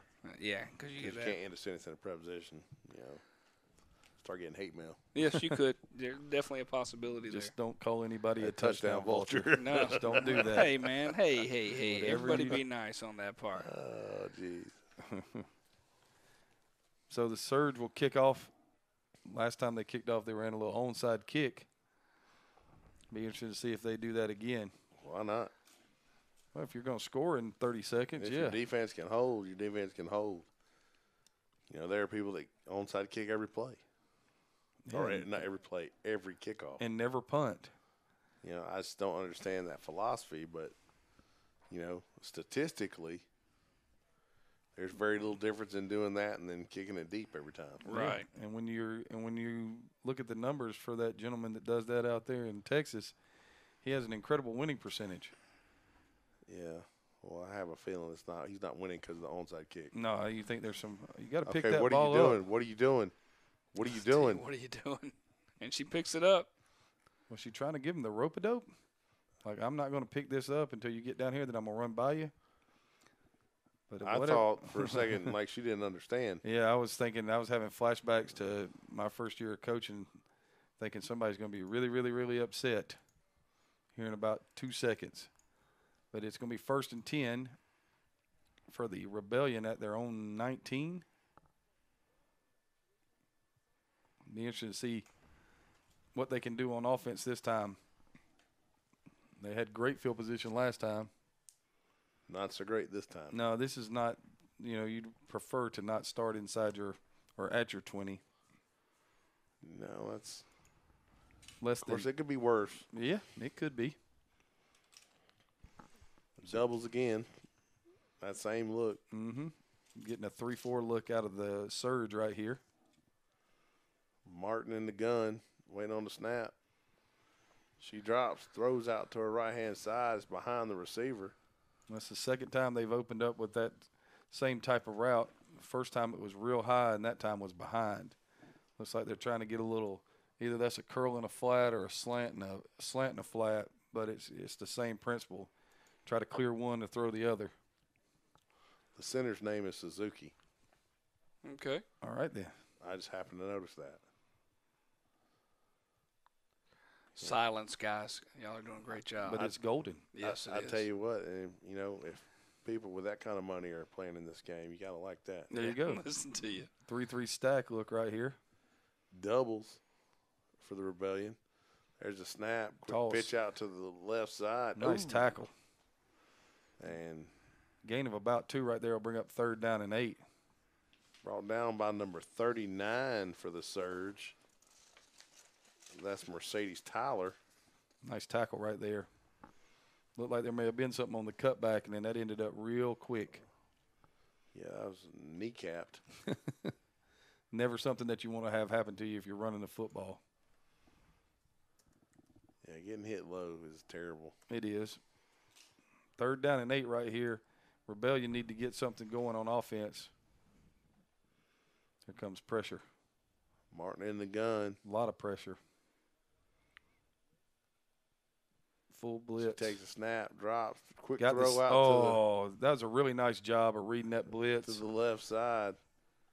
That pass intended for, I think, number 47. No, that can't be right. 41, Coach. 41. Okay, that's what the problem was. That was Katie Ott. That was a great job of understanding the blitz, throwing the quick seam. Would have been a 1st down, maybe more. But instead, the Rebellion are going to have to punt right here. We got a nice rainstorm occurring in Birmingham at halftime with the score the Atlanta Phoenix 6, the Birmingham Fire 0. I'll check on score stream, and get you some more updates on some scores here shortly and see what's going on. Trying to get an update, trying to get a better camera angle concerning the Texas Elite game, see what we can get out for you. We got a lot of angry folks that they couldn't watch the game. Some profanity went across the line, so enough that they got halted and had to get reviewed. That's always nice when that happens from a technology perspective. Okay. It's, so right now the Surge have got it 1st and 10 at the Rebellion 49-yard line, and the location of – hey, I'm interrupting, but I had some help. Our location of the game is in Santee, California. It's at Santana High School. Santee. It's Santee, Santee. I pronounced that okay. Okay. Based on my ignorance. But Santana High School. That's where it's located at. Y'all were wanting to know where it was located. It's beautiful scenery. It is. Oh, my goodness gracious. It's about time somebody dedicated a high school to him. Yes. That's right. Inside draw. And there goes around the left side. See ya. Wow. Banging a head on the door. Yeah. Goodness gracious. It's a track meet. And the Surge is trying to keep up right There's now. a reason why their name is the Surge. My goodness. Ball carried by Adriana Gutierrez. I mean, look at this. Just everybody's walled off, and then the speed to get to the edge. She's quick. Yes. They've got some speed on their team. Well, they've got a clear speed advantage in this game, and that's right now is what's telling the story. And, it's funny because I look at the defense of the Rebellion, and they look like inside run stuffers. Yes. And that's fine until the ball gets outside. Right. And then, you're just chasing. And once you're chasing, that's a Yeah. problem. Yeah, that's it. So the Surge line up for the point after. Yep. Right now, that's the only scores of the game so far. We're good to go here. It's 21-7. Surge up on the Rebellion in the second quarter. Man. It's still first quarter based on if that hasn't switched up a little bit. We'll try to get an update here on the Texas Elite game. We have switched cameras on the Elite, so we're hoping to bring that to you. We're still at halftime of the Birmingham game. It's total chaos here. We got the NCAA tournament about to start back up.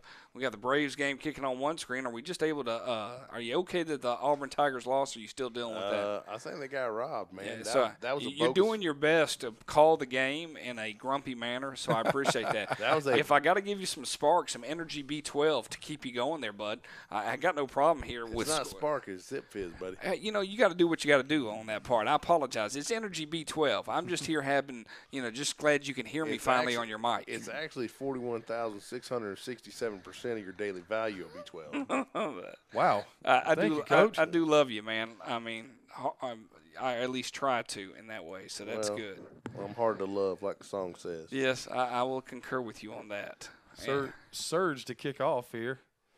And have you noticed how close everybody is for the yeah, kickoff? I'm wondering if that's something. But that's an NFL rule. You have to be within a yard. Yeah, that is an NFL rule, so you don't get Did a running not know start. that. And hammered that kickoff. And it's going to be picked up this time. I'll tell you what now, if the Rebellion doesn't get something going soon, like if they don't do something with this possession, at least flip the field. Like right now? Right now, this game's going to be a blowout. Yes. And because they've got people on the Surge, can't nobody on the team, can't nobody on the Rebellion keep up with. They can't catch them, and that's a problem. When there's people running by you at breakneck speed and everybody's going, hey, there's a that's how you know you're going to lose. That's what Coach Bull Jones would call speed. He said when that person touched the ball, everybody on the other sideline went, the fastest person on your team is chasing the fast person on their team, and they're just pulling away from them. Right. It's going to be a long night. Definitely some uh-ohs in that sense. All right. Got a little tight end in this one. Little ace backfield, slot out to the left side. Hey, look at this. We got a little bit of action here of the game. There's a give. I like this. Tough run right there. All right. We'll cross this and get a little dual action here just because it'll be fun to give it to you a little bit. See how crazy I can bring the game to you right now. So let's get a little action up here. There's that. There's that. Bring it over. Dump it down. Okay. All right, here we go. All right. No, just give me a second. I'm not a bright man. I'm just trying to press buttons and enjoy it. All right, here we go. So we got the up top is the Texas Elite.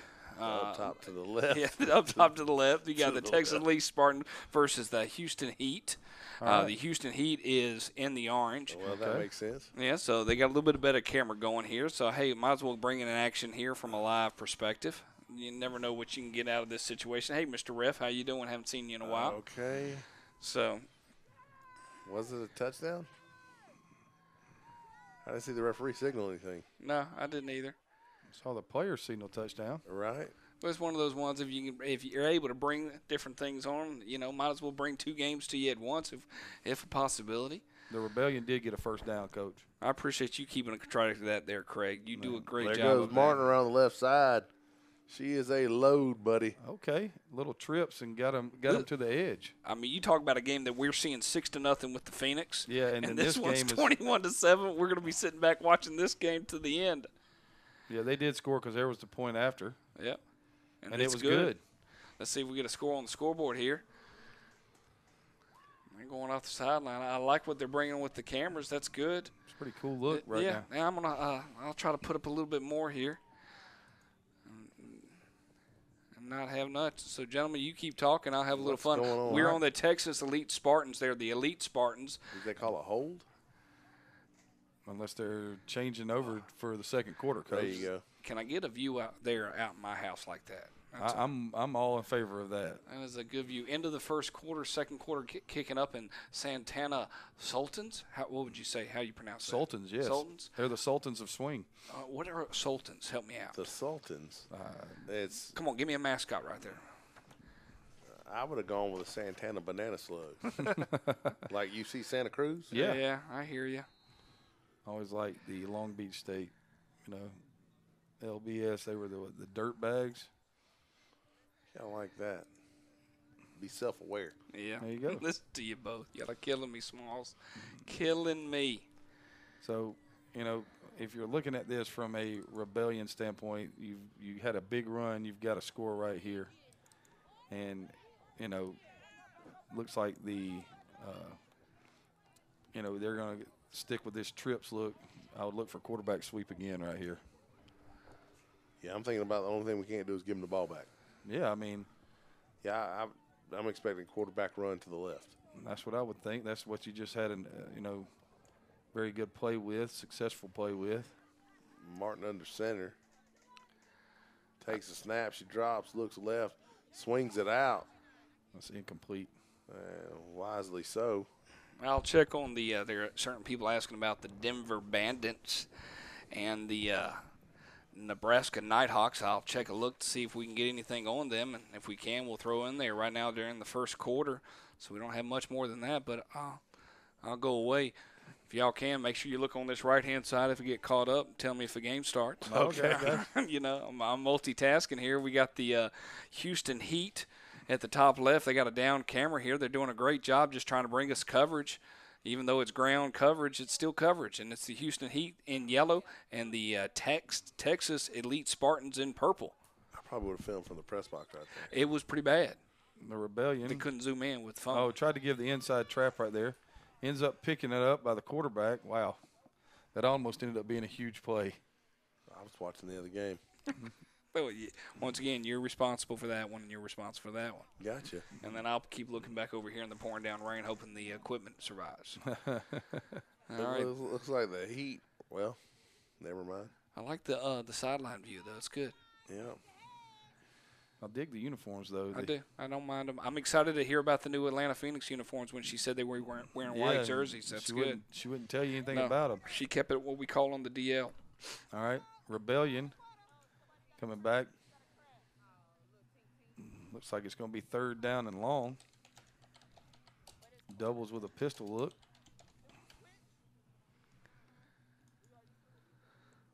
Snap. Drop. Scramble up in the pocket. And running. First down. Inside the 10. She's going to take it in for a touchdown. And here we go again. We're, the track meet is on. That's going to make it 21-13 surge over the Rebellion. That's what had to happen for the Rebellion. They did. They had to have that right there. I mean, this is just step up in the pocket, avoid break a tackle, stiff arm, run through a tackle, touchdown. That was a half-hearted tackle. Her heart was not all in it, is what you're saying? I would have hit her in the ankles. That's what I would have done. Snap, touch, kick. It is good. Looks like doubles for the Heat. Quarterback drops, throws across the middle, and I think that's going to fall incomplete. So to start the second quarter, the Rebellion have closed the gap to 21-14. Should be interesting to see if they've made any adjustments on defense. We've seen exactly 2 plays of the San Diego Surge offense, and both of them have resulted in touchdowns. So, something's got to give somewhere. If you're going to get back in the game, it can't just be offensively. You got to make a stop on defense. Slot out to the left for the Heat. Quarterback in the gun, back offset to the left as well. Oh, and I'm not sure what happened right there, but quarterback scrambled.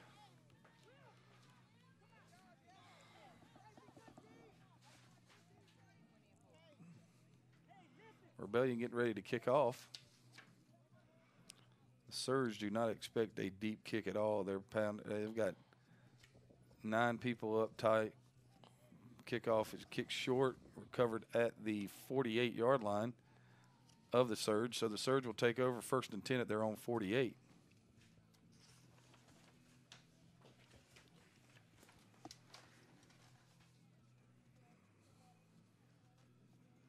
Interesting that you would try the little pooch onside kick right there to try to get the football back. Doesn't seem like you have a whole lot of faith in your defense to stop. Wetmore in the gun. Takes a snap. There's a flag down on the play. Sorry, folks. It's kind of hard for me to see what's happening. I've got an interesting angle. You got a coach's angle, man. You've been a head coach for how many years, and you can't handle this angle? Tell me what's going on in the game there, buddy. Step up to a play, man. I don't watch down the line of scrimmage. I stand behind so I can see what's happening. So you need them back behind. Yeah. How many yards? I'll tell her to go right now. You tell me. Probably 5 to 10. All right, man. 5 to 10s it is. That's where we're at right now. Looks like there was a timeout on the field. You're getting a look at the starting corners and the safety for the Rebellion right here. If I'm the Rebellion right here, I'm gonna crowd the line, and I'm gonna bring everybody at it. They haven't had a chance to. We've seen them play 2 plays on defense, and they haven't stopped anything yet. So I would make sure I brought as many people as possible to see if that pressure would disrupt the offense. And as for the Denver Bandits and the Nebraska Nighthawks, that game is live on YouTube, but they have not clicked it on yet. We do have a link, and we'll bring it to you, but you can always search on YouTube. It's located on there. Nebraska Nighthawks and Denver Bandits. Don't know if they're able to actually get a stream up and going. We haven't seen a score stream update. The 2 games that are actually happening right now, we have 3 of them that we're aware of, and those are the 2 that you see on the screen right now with the Texas Elite and the Houston Heat, the Elite Spartans. I'll get that all out. And then the San Diego Rebellion and the Surge. We're at halftime in the pouring down rain at the Birmingham Fire versus the Atlanta Phoenix. I'm Bo McMichael with Score Sports, bringing you Atlanta Phoenix Women's National Football Conference overall view. We'll figure out a name for it. Step up your game. I like that. Step your game up. I did ask the camera person to go back about 10 yards behind the offense. We'll see if they get the text message and see what they'll do. There's a snap and a punt right there. I'm not sure it's going to get them a first down. Over in the Rebellion game, they gained 8 on first down. Let's bring up 2nd and 2 right here. Ran the jet sweep to get that 8 yards. Looks like you're going to have an offsides right here. And here comes the Texas Elite Spartan offense as we watch the defense exit. And we do appreciate everybody's help. We're seeing messages come across. We see everything coming across. I'm reading quotes and text between Facebook and that. Some people are being, almost want to curve your language a little bit. So we're just trying to. It's hilarious. You thought the vulture was bad. The vulture's not even in that. See, so you had a 5-yard penalty right there against the Surge for a false start. Well, like a doubles look right there for Texas Elite Spartans, and I'm guessing it fell incomplete. I'm guessing that as well.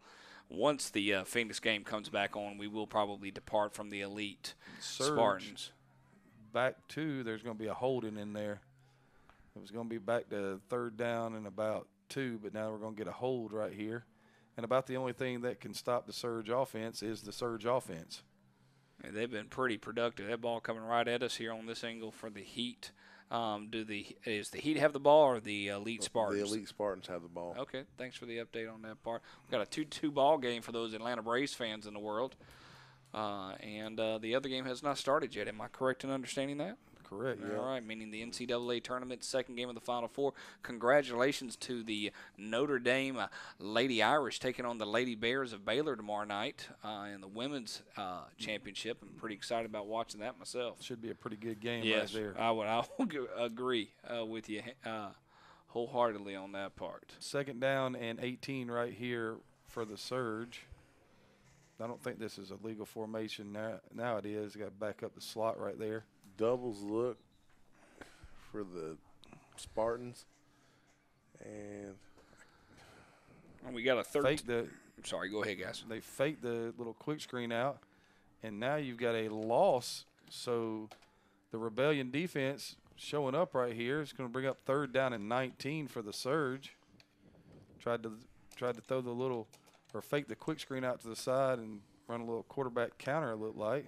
We do have a Nebraska Nighthawk game update. You can go to Facebook and watch the Denver Bandits take on the Nighthawks. Unfortunately, I don't know if they're in a Zoom formation. Hopefully they'll be able to. I don't think they are. So that camera angle is pretty bad as well. It'd be worth showing it to you, but I don't know if I should, gentlemen, on that part. Ball thrown deep by the Spartans right there. Looks like it's going to be incomplete. Huge 3rd down for the Rebellion defense right here, trying to get the Surge offense off the field for the first time in 3 series. Motion. Jet sweep. Turns the corner all the way down to the 41-yard line. Still not going to be enough for the first down, but maybe enough for them to they're going to mark her out at the 43. Maybe enough for them to go for it right here on 4th down. Still going to be 4th and about, I would say, well. Look at your silences I'm going trying right to, there. I mean, you're doing a good job, man. The Heat's got the ball back. 4th and about 2 right here for the Surge. This is going to be quarterback run, I would Quarterback guess. under center, ace backfield. I did say the right tackle false start. Inside zone. 1st down for the Surge, so the Rebellion can't get them off the field. Very nice job of navigating a 3rd and long right there by the San Diego Surge, getting it back into a manageable, thing with the jet sweep, and then running the same motion, same effect, and coming back with a little inside zone trap look. All right, the Heat line up. Looks like quarterback's under center again. Give up the gut. And yeah, you're doing the best you can. I understand sorry, that. folks. Hey, man. I'd love to tell you more, but I'll listen to you. I'd Surge love to tell going- you more, but hey. Surge going down the seam, incomplete. Going to bring up 2nd down and 10. Looks like the Rebellion defense has gone to more of a pressure kind of look right here than what we saw in the previous 2 series.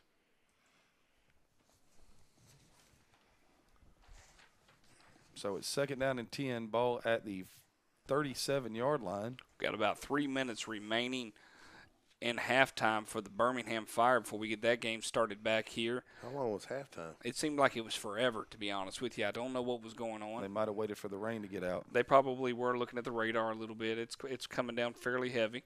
Motion from left to right. Going to be jet sweep again. They have run that play till the wheels fell off. Carried by number 10, C.J. Collier. Down to the 32-yard line. Should bring up 3rd down and about 5 right here. Play made by number 44 for the Rebellion, Elliott Wynn. So now you got another shot right here, Coach, of getting off the field. 3rd and 5 means it's 2 down territory right here, no matter what happens. So you got to come up right here and make a big play on defense, kind of make 4th down a lot tougher than it actually would be if it's 4th and 1. And just, give an idea after this down here, I'll show you where we are with the Nebraska game for those people that are attempting to watch that on Facebook. That game is located on Facebook under Nebraska Nighthawks. Feel free to join in with that. Delayed game. Yep. Another one of those things that can't happen. Not in that 3rd down and 5. Dropping it back to 4th and 10. Yeah. So that's the look for the Nebraska game. Wow. Yeah, it's one of those 360-degree cameras that go from one side to the next, so they don't necessarily have to move it. That's a beautiful place, too. It is. We got some nice scenery here against the Denver Bandits today. It is 13-0. If I'm not mistaken, it's 13-0. Checking on my scores here, the Nighthawks are up 13-0, and we'll head back down to one of the teams has cheerleaders. Either that could be. Definitely could be a possibility here. I need to talk to my AD so he can get us a field that looks like that. Yes, yeah, so you can try different ones on that part. Good luck with that. It's total mass chaos. We got games going. We've done a bucket list, gentlemen. Yes, we have. We have different time zones across the United States calling games here. It's very exciting. I was hoping we'd hear something from the North Florida Pumas. I will search to see if we can get anything from them. They're playing the New Orleans Hippies, and we'll see if we can get anything on them as well. I would love to talk to somebody about why Hippies. Well, I mean, hey, everybody's got the different ones, man. Why? What was the Stripers? Low snap almost gave the ball away. Well, they did because that was 4th down, so the Rebellion defense holds. That was 4th down and 1. 4th and 1, so the Rebellion defense gets off the field. Watch this. She loses the handle, almost gives it to somebody. In the handoff of the handoff. IAFL update: the Tigers won 14-6 over the Spartans. Seemed like it was a little closer game. That's the Tigers' MO, though. They play down to their. They do. It was over in Anderson Park in Atlanta, Georgia. We always keep up with the IAFL. I know we got a lot of viewers trying to figure out, is this the IAFL? No. Because we've been covering it for a little bit, and it's the Women's National Football Conference, 11-on-11 women football. Wonderful to bring it to you here. The Week 1 action. Pretty excited about bringing that to you. Getting ready to start off the Birmingham Fire and Atlanta Phoenix game. Oh. I'm guessing that they're fixing to call cut block. A give and a penalty. Yeah, it's going to be the way that was thrown. It was thrown so fast. It's either just a holding right off the snap or a chop block. It'd be interesting to see what this is.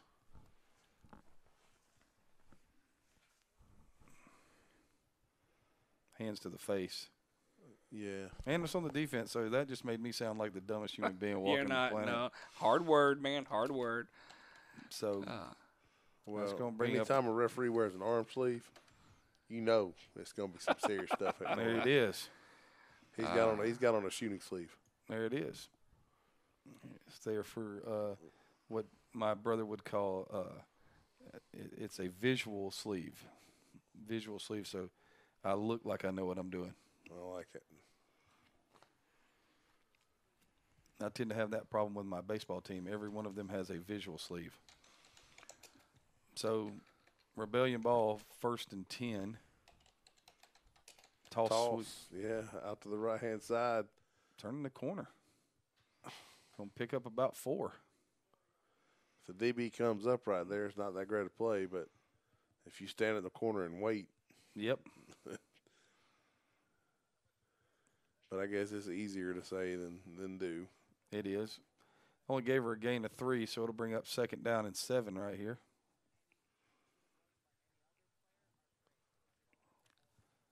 Looks like we're getting close to things starting back in Birmingham.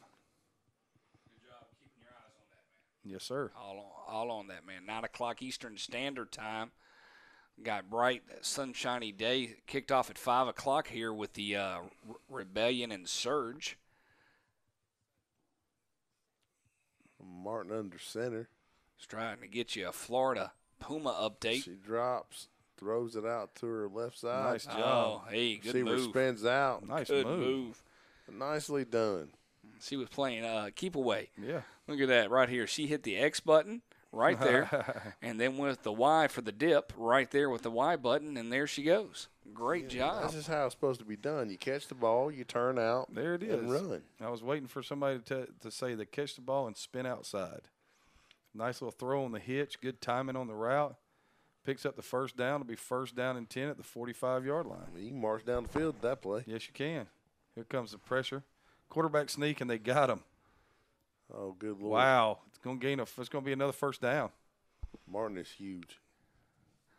Now, we will start off with a kickoff here with the Birmingham Fire. They will be going to halftime here soon with the Rebellion, so we'll stay with the Fire and the Phoenix for a little bit, going back to them and making sure we give them proper ado and make sure everything else is going on in the world, and we'll keep you updates. Gentlemen, you're doing a great job here. You're able to multitask. It's not a bad environment to watch it. It's very nice. You know, I mean, we've definitely dealt with worse environments in this world. So I'll hand it over back to you. We'll send it over to the Phoenix game versus the Fire in Birmingham, rainy Alabama, missing the sunshine of San Diego, California. That was gut dive right there, and it could have been bounced to the outside for a lot of yards. Like wedge. Yeah. Timeout for the Rebellion. Must be getting close to the end of the first half right here. Of course, we're not in San Diego, unfortunately, because that is beautiful weather. It looks really nice. It does. Although it was nice here today. Oh, it was beautiful. If I'd been doing something other than splitting wood, I'd been happy about it. And your yawns are wonderful, by the way. Absolutely wonderful. Well, that wasn't me. That was Coach Chapman. Listen to both of y'all. I'll take that. He's my boss. All right. So the Fire set to kick this thing off. Wonder how the weather's going to play in the second half, Coach. Well, the team that runs the ball is better off. And right now, just being honest, that the running plays have all been sweeps. Ooh, almost a turnover on the kickoff return. Yeah, I was looking for that ball to take off, and it never did. Nope. And it's going to bring up 1st down and 10. I got to get back to my job right here. 1st down and 10. Ball's going to be on the 49-yard line. That's great starting field position for the Phoenix. The Nighthawks are up 20-0. 8 minutes left to go in the first half. Appreciate the update. Well, yeah, they're the Nighthawks. I mean, Yeah. Why wouldn't they be beating the Bandits? that's There right. you go. Yeah. Unless it was Smokey and the Bandit, and then, nobody can beat them. Because East mounted down. Yep. Nope. We got to stay focused. So here come the Phoenix for their first series of the second half. Weather is obviously going to be a factor here in this second half. We're waiting for the chains to get set so we can start this thing. Well, the Chains crew. One of my favorites. Especially when they say, we need a chain crew to start the game. Yeah. Phoenix out of the huddle right here. Coach, what you thinking? I'm thinking pound the football. Langley's under center. All They're right. in the eye. Run the ISO. There Just it is. run it. Let it hit outside. And There it is. Come on to the sideline. there's the ISO. And There's the first down. There she goes. All the way down to about the 36-yard line. Looks like it. If I'm not mistaken, that's a Wheeler on the carry. That's going to bring up 1st and 10. That's a good spot to be in. It is. Lord, they marked her down. Oh, marked her down at the 37. 38. 38. Oh, well, So it's 1st and 10 at the 38 right here for the Phoenix, but they got exactly what they wanted on that first down. Now they're knocking on, the door for scoring position right here, and they've already flipped the field. So what you're looking at here is, nothing right here is a negative. Bounce it again. Oh, no. That's going to be tough. Hitting the backfield. So, gentlemen, talk to me about, coming out of the second half. You went in, it was sprinkling a little bit, now it's pouring down rain. You said run it. What are the Fire going to have to do? Were they successful in the first half throwing the ball? Were either team successful at throwing the ball? I thought, the Fire, they dropped a touchdown in the end zone. Right. They had the big play to start the first half on the go route. Okay. I think they're definitely the passing team here. Because, the thing is the Phoenix defense is so stout in the middle. Right. So, if you're looking at it right here, you're trying to do what the Phoenix did on first down. You're just trying to run the football. And they come back to the same play. And she's nice run. She managed to wiggle out of that. They going to call a horse collar that or no? They just grabbing the back of the jersey, pulling her down? Not Fuller, I tell you what, right now, number 53 for the Fire, Chardonnay Jenkins, she's a force right there. That's the second play I watched her making just now. They've got so many people close to the line of scrimmage, Coach. We've talked about running the football, and that's a great plan. But, if you look at this, they've been almost in a six-man front right here. They've gone back there. The more you spread them out, the more different it looks. But, right now they're going to send six. And you're going to look at this right here at this third down. Langley going to sling it out. Oh, got her. Complete, and there she goes. She's got a chance, and Score. Nobody's going to catch her. That's a touchdown right there for the Phoenix. And that ball caught by number 6, Brianna Mosley for the Phoenix. And that's the exact thing we talked about in the first half, about doing things that you've been successful at, and they were successful throwing that little, combo with an outside seam or an outside fade and the inside speed out, and that was the same play they went to right there on that third down. And so we're going to be it's 12-0 now for the Phoenix early in the third quarter, and we're looking right here to see if we're going to add this PAT. Should be interesting. We had a bad snap in the first half on the PAT, and it wasn't raining. Now it's raining. Let's see what we get. Good snap, good hold. Kick is up. Kick is no good, wide right. The way this first half started, or the way this game started in the first half, 12 points will win this game. Yes. And the funny thing is that I went on a 5-minute, dissertation about how people might be worrying about the offense not being able to score any points. And then after that, the Phoenix have gone down with 2 nice drives, put 2 touchdowns on the board, and have put the Fire with their backs against the wall. They're probably thinking the worst place you can be is down 2 touchdowns when you have, weather conditions like this. Yeah, because you don't have the opportunity for the big play in the run in many cases like you do in the past. Yeah, and what if I'm the Phoenix right here, I'm looking for toss and then the reverse off the toss. Yeah.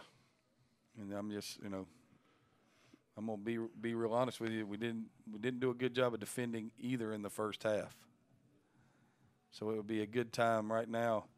If I'm the Fire, I'm coming out. We're gonna run toss, see what we get, check the backside end to see if they're staying at home, and if I can get a first down, I may come back with the reverse because they ran it one time in the first half and gained 24 yards on it. Indeed. There's the kick. Blasted. Nice deep kick. Oh, the ball's on the ground. Ball's still on the ground. Wow. Was she able to get back on it? She got on it at the 20.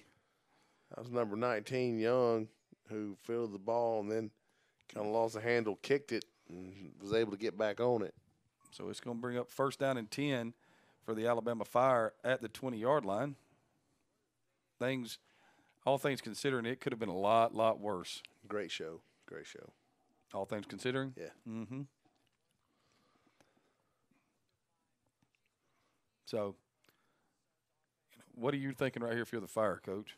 I'm thinking we got to score on this possession or else this game is over. Or we're in trouble. Unless the second half is as long as halftime, then we've got 3 or 4 possessions to score. Billingsley takes a snap. Hello. Met by pretty much everybody on the Phoenix defense. And they're signaling they have the ball. And did they give it to him? It appears they do. And the defense is exiting the field, so that's a turnover right there. That ball recovered by number 99, Tank Dorsey. And this is the worst possible situation. Yeah, this is like a bad dream for the Fire right now.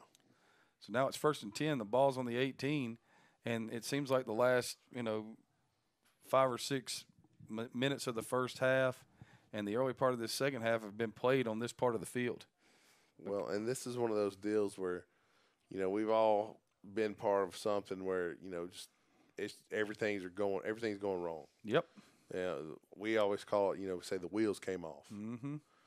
You're doing good, you're battling, and then all of a sudden something happens, and then something else happens, and then before you know it, you're spiraling out of control. Now you can see we've got 3 games for your viewing pleasure as the Phoenix rip off a nice run on first down. North Florida and New Orleans Hippies down at the Pumas and the Hippies. Down at the bottom right-hand corner of your screen. The Hippies wear Pumas? They might, especially if they're suede.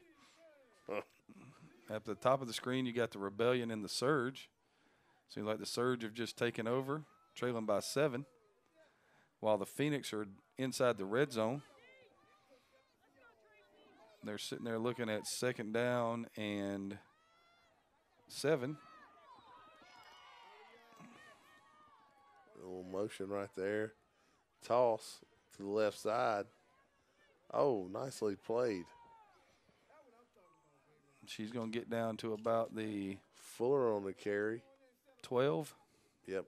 Brought down by Brittany Malloyd. That was a nice play by Malloyd. And that's going to bring up 3rd and 4 right there, Coach. Thought that was going to be a really big play, and she kind of shut it down. Incomplete pass up at the top of the screen for the Rebellion. Same little concept with the curl and the flat going.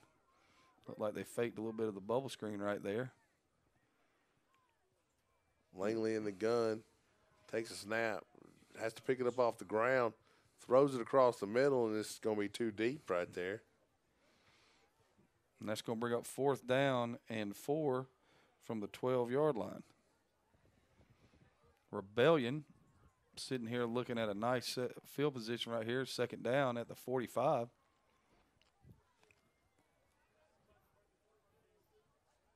The Phoenix.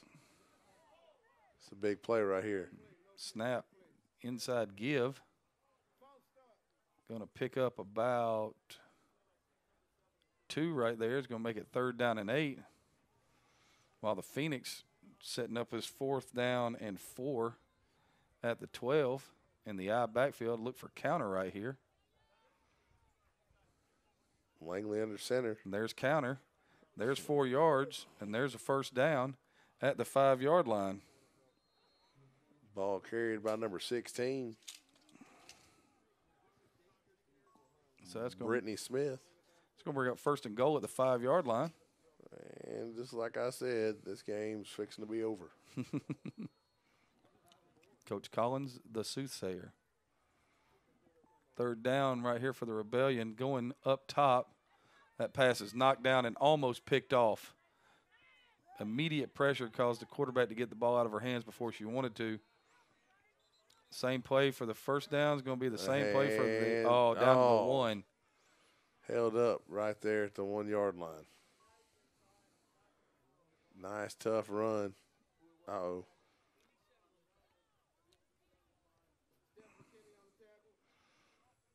Looks like the Rebellion are getting ready to punt this thing away.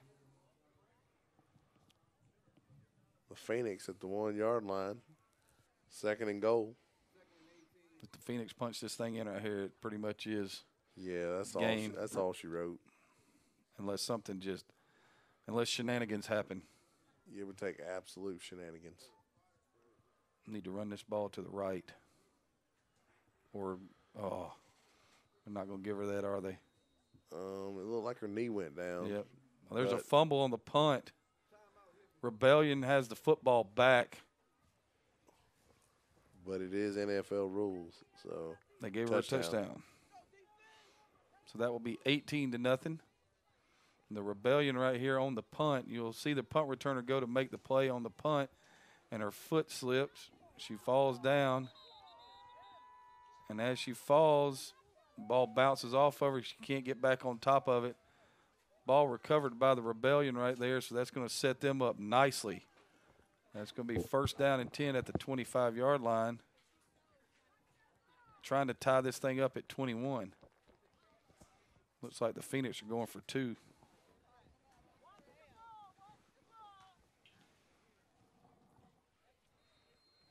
Going to be a toss sweep. There it is. That should be 2 points, and it is. And that should make it 20-0 Atlanta over the Alabama Fire. Over in San Diego, 2nd down and 10 for the Rebellion.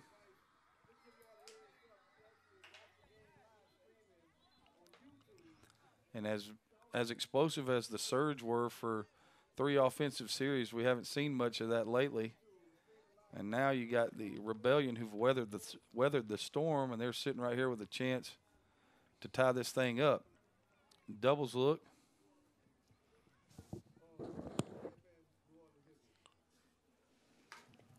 Snap. Quarterback sweep. And they did what they had to do. They got her before she could get started. Well, that's the thing with Martin. She's so big, you gotta get her while she's going sideways. They got her for a loss of 2, so it's going to bring up 3rd down and 12 right here. The Phoenix getting ready to kick off. Langley out there to kick. In a game that's over. And there's the kick. Fielded at about the 15-yard line. Oh, no. Young brings it back around the right side, and she's going to be met by a host of Phoenix. Tackled at the Phoenix. Tackled at the 31-yard line. Bring up 1st down and 10 at the 31. The only way that I could see clear for the Alabama Fire to have a chance right here is if it were 28-3. Okay. I get you. Wow. And once again, all my hopes and dreams have been dashed. What a horrible, horrible day. Yes. All right, looks like the Phoenix is going to play the edges here a little more. Kind of shrunk the linebackers inside. Doubles look. Billingsley waits on the snap. It's a high snap. She throws across the middle. Wow. Yeah. Are you allowed to face guard in the NFL? No, you cannot. Well, that's what that was. But you know what they didn't do? They did not throw the flag. And so there will be no penalty. And it will bring up 2nd down and 10 from the 31-yard line. Well, because the Rebellion and the Surge have gone to half, with the Surge still leading 21-14. Great job by the Rebellion, though, to kind of stem that tide, because if they hadn't scored that touchdown, they would have been there would have been a severe chance of them getting blown off the field. There's a snap. Billingsley is in trouble. Sacked. And she's going down. Who was there first? Is that number 32? I think you're correct, sir. That's number 32.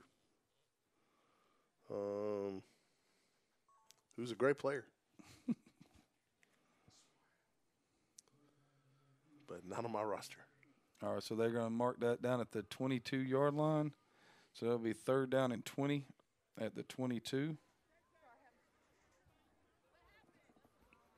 Looks like we got the Heat and the Elite Spartans up in the right-hand corner. I like what the Phoenix have done here with this defensive look. They've widened the flank. Billingsley slings it out to the left side. Incomplete. And that ball falls incomplete. Tried to throw the screen. Well, I think if you're the Fire, it doesn't really matter what you do. You're down by 20 points, and your offense is kind of stalled. No, it hasn't kind of stalled, Coach. It's just been squeezed. After they've taken away the ability for them to run the ball effectively, they haven't been able to, throw the ball efficiently enough to put any pressure on the Phoenix defense. And now it appears as though because of that, the Fire's defense has really suffered being on the field as much as they have. Do you think there's some sort of fake? This could be here. Oh, man. If she had been a little more patient. Yep. She had some help over there. If she'd been a little more patient and just let those blockers get in front of her. Well, what happened, the funny thing about that is the gunner for the Fire fell down, was actually knocked down to the ground, but because she was knocked down to the ground, when it came time to make a cut, she probably didn't really see her till it was too late because she didn't expect her to get back up, I guess. But that was close to being 6 more points right there. Well, and I think 6 more points will show up here shortly. Yeah, I don't think there's any way they can stop them. If you look up, this is going to be the eye right here. If this is the eye, this is the counter. All right, if it's the shotgun, it might be the speed out.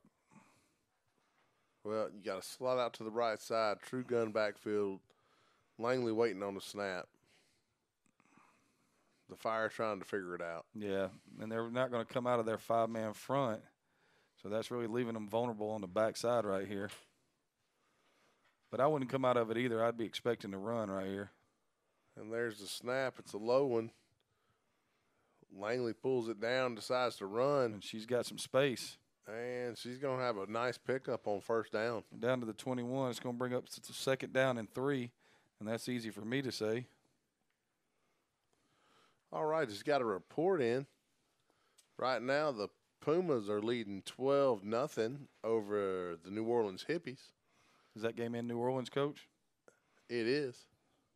And then the Nighthawks are currently leading 20-7 over the Denver Bandits. So you got right here, you got second down and 3 for the Phoenix. They're in the same gun look right here. I'm surprised they're not in the eye, just to be honest with you. Oh. Offsides. Should get him a long snap count there. First down right there. Going to get a cheap first down. 1st and 10 should be at the – I'll tell you what, those are the best kind to get, though. 1st and 10 at the 16-yard line.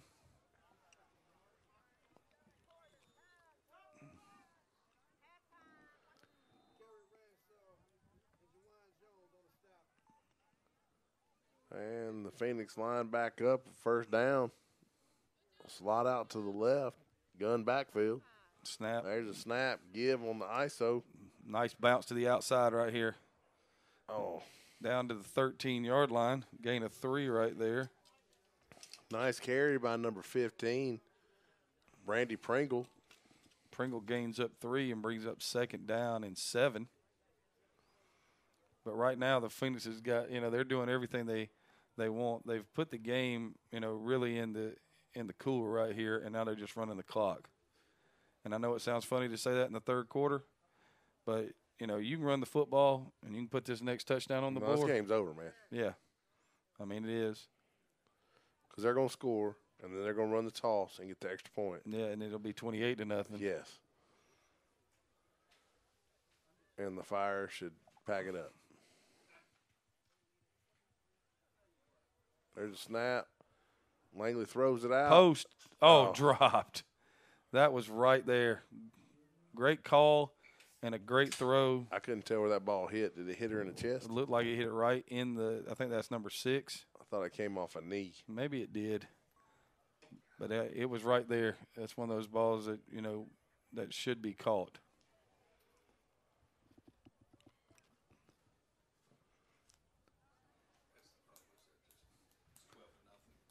Okay. So it's 3rd down and 7 right here. Ball at the 13-yard line, and here comes the counter. That's the eye. It's going left. And there it is. And it's going to the end zone. Hey. Oh, there you go. Touchdown. Wheeler would not be denied on that one. Nice, tough running. Again, when the Phoenix are at their best, they are running the football. And tonight they're running the football left with the little counter. It may not be blocked exactly like counter. Oh, they call it back? Man, they did. What was the call? I guess they called holding.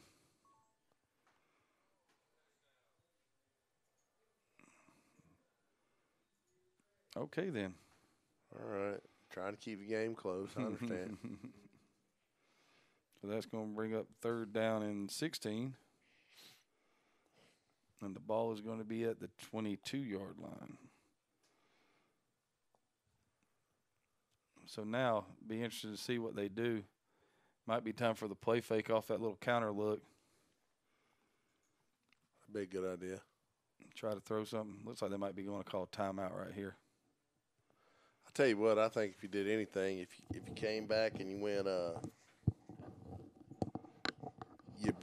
if you just took your fullback and went one way, anything else going back the other way would be money. And they called a penalty on him, Coach. What was the penalty? Delay? Had to been.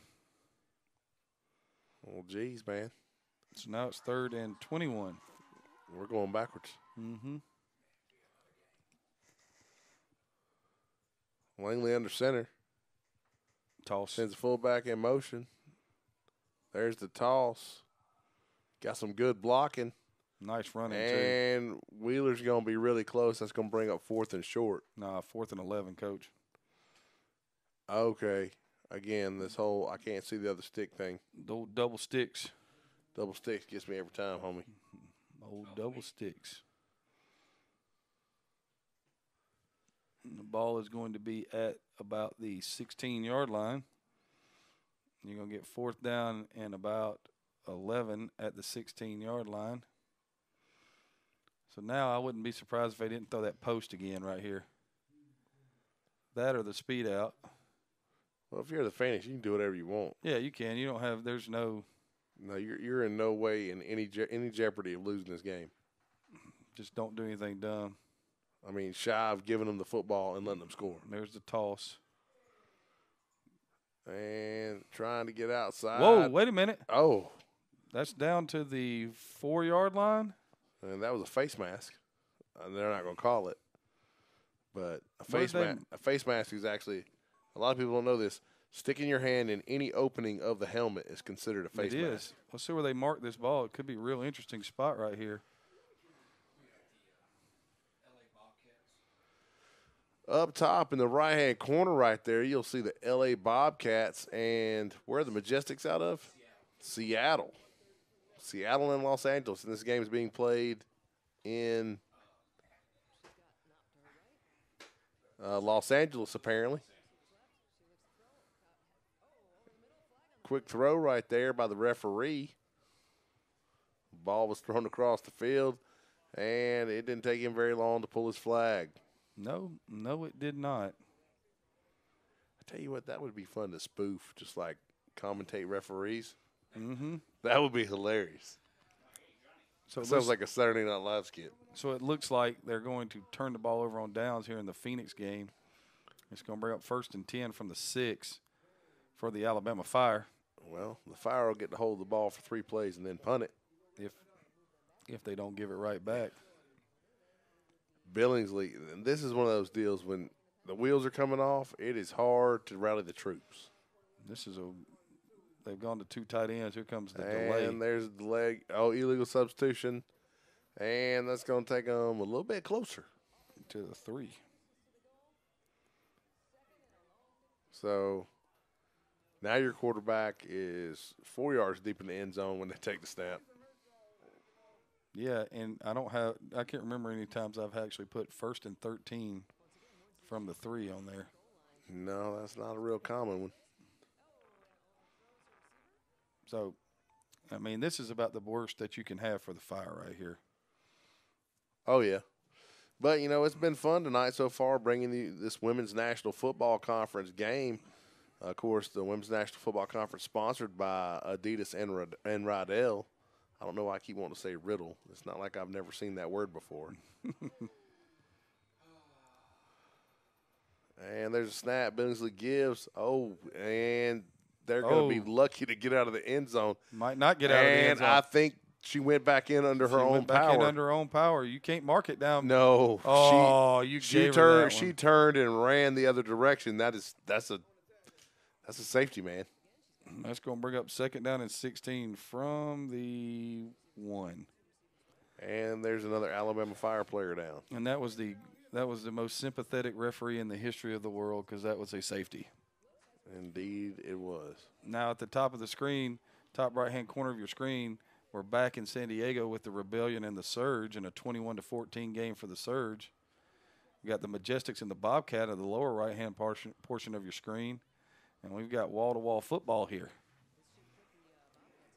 So it should be interesting to see. So I'm taking it the Majestics are in the white, Coach? Yes. So the Majestics will be punting right here? That's correct, sir. Bobcat's going to get great field position down here. And, of course, I expect everybody from the Majestics to be really fast. Holy smokes, we got an end zone view. Wow, that threw me for a loop there. Camera change. Yeah, and it was like right before the snap. So for a second there, I thought we were going into orbit. It's like that ride at Epcot. Yeah. You know what I'm talking about? So the Rebellion will kick off to the Surge.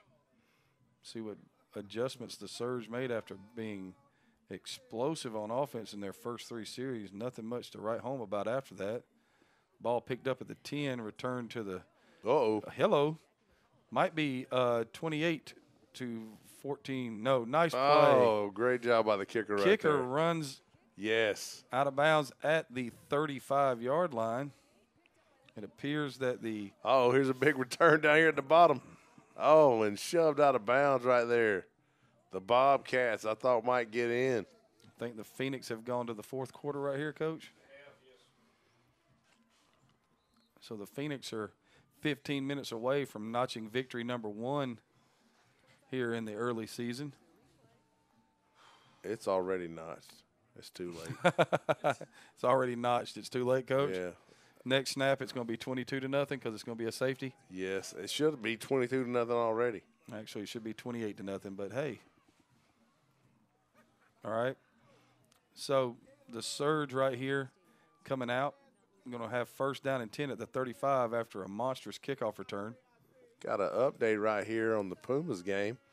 The Pumas up 19-0 with 1:32 left in the first half. The Surge going to surge to the end zone. Inside zone off the jet fake. And touchdown. That's Gutierrez. Nice. Nobody was going to catch her. And that will make it 27-14. First play of the second half, you had the long kickoff return for the Surge. And then they ran so much jet sweep in the first half that when they saw that motion, had to be thinking, then this came with straight inside zone off the jet, split the defense, and then, really the best way they could start the second half, but kind of the way they started the first half, Coach, running untouched into the end zone. Indeed. Gutierrez had a touchdown the first half as well. So the Phoenix right here looking to put some more points on the board with their defense. I can't believe where they spotted this ball at. Where did they spotted it at the 1? Yeah, that's a horrible spot. Oh, my Lord. Well, the Alabama Fire need to send that referee a Christmas card. Yep. It should be 2nd down and 16 on the 1-yard line right here. I don't know what the holdup is. The extra point is away, and it is good for the San Diego Surge, pushing that score to 28-14. Rebellion to receive the kickoff. I'm not sure what the White Hats. In Minnesota, in the Final Four, you've had a ball stuck between the rim and the backboard in a 21-18 game. Texas Tech leading Michigan State. And the Bobcats sitting in the red zone down here. Give up the middle right there for the Bobcats. Down to about the 11-yard line. Back to play in the Phoenix game.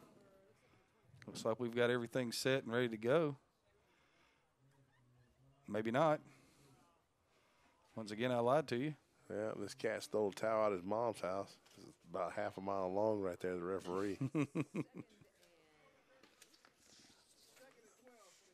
Billingsley's in the gun. That is gutsy. And she's going to try to let it swing out. And she's under lots of pressure. She just throws the ball up. Man. And luckily it went past the line of scrimmage. They're not going to get it for grounding on that one. No, there was a receiver in the area. The Bobcats just throw an interception. The Bobcats are in the red zone, and they throw a pick right there. Number 16 from Majestics picks it up. That's what I said. The Bobcats are in white. No, the Bobcats are in. Oh yeah, my bad. You're right. I'm sorry, man. Hey, I'm too deep, man. Okay. All right. There's a little production interference there. Looks like the Fire are going to go empty in their own end zone. And they're going Wildcat, number 4 at quarterback. And it's a bad snap. And tries to throw it across the middle. It's deflected and caught by a lineman, and they blew the whistle. Without the lineman being down. No, not at all. That's okay. Are they calling mulligan? Let's just try it again. Inadvertent whistle. And why is the ball spotted at the 2? If it is an inadvertent whistle, the down has to be replayed. I guess they called her down right there. You can't call her down. She wasn't down. And in you can't make up rules to the game. It's not how this works. Why not? But you would be shocked at the number of referees that don't understand the inadvertent whistle. Nope. They have no clue. Now the Fire will punt. Looks like the Rebellion just had a penalty flag thrown on them for holding on the defense. Maybe did he always just called it the wrong way? Yeah. Okay, so that will bring up first and about 20. It's the sun. The sun's getting to him. At the 20-yard line. Okay, now here's the time to go after a punt. Well, this is the time they're going to set up the return and try to score right here. Oh, they almost get it. And it was fair call and dropped. And got back on. And recovered. So that'll bring up first down and 10. That was number 30 for the Phoenix. At the 24-yard line. The Majestics trying to throw out of their own end zone, and it's picked by the Bobcats. This game's been played down there inside the 15-yard line. They're having an interception exchange. It's second down and 20 for the Rebellion up in the top right-hand corner of your screen. The white hat seems to be – there's a lot of focus on the white hat here. White hat was the assistant baseball coach in the natural. Here come the Phoenix to the line. They're in a doubles look, it looks like. No, they're going to be in trips. I'm guessing this is going to be zone. They weren't set. Yeah, they're not going to call it, though. And there goes Fuller around the left side. All the way down to about the 18-yard line. So that'll be a gain of 6. I think, okay. Bring up second and 4. Yeah, they just moved the chains. I was like, what are they doing?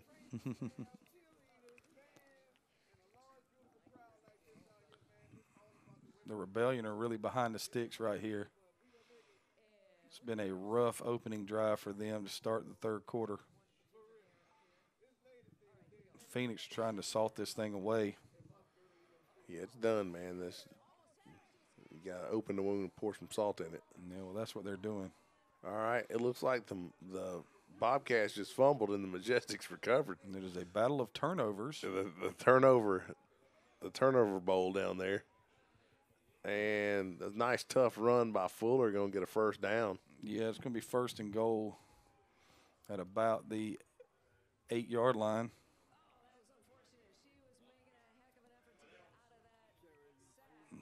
And the Rebellion will be forced to punt after losing 11 yards on this series.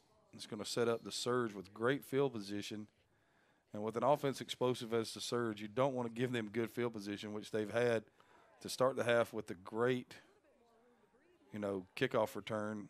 So now you're going to get this. You got a tight punt look with one person split wide to the right. Looks like a fake. It is a fake. And there goes Martin. And it's going to be short of the first down. Well, I'm with him. You got to do something. In the Phoenix game, we have a quarterback sneak down to about the 4-yard line. Not to be confused with a sneaky quarterback. Mm-hmm. But, again, the Phoenix, I mean, they're just putting the nails in the coffin right here. Mm-hmm. The Majestics and Bobcats game is interesting because just since we've been watching, I've seen 3 turnovers. It has been an affair of turnovers. I'd have it. No, I don't. You take it. No, you have it back.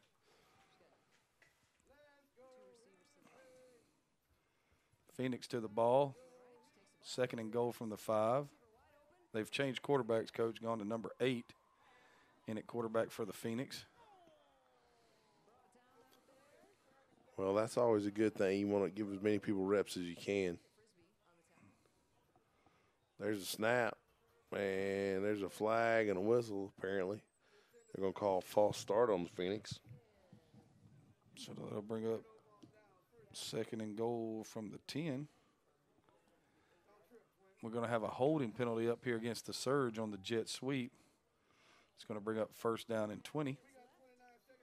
I don't think it's going to matter. Ball's at the 41-yard line. It's been interesting to see.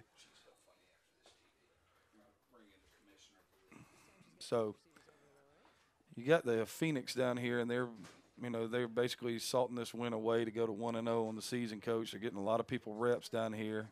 It'd be real easy to, keep your starters in the game and score this touchdown, but it looks like they're going to try to give some more people, as you said, reps. And then you got the Rebellion and the Surge up top right here. And it looks like they're going to score anyway. Quarterback run right there. Oh. Down to the 4. That was a tough run. I thought, okay, she's fixing to get in, and somebody just said, nope. Yep. Not today. 3rd and goal at the 4. 2nd down and 20 for the Surge after the incomplete pass right there.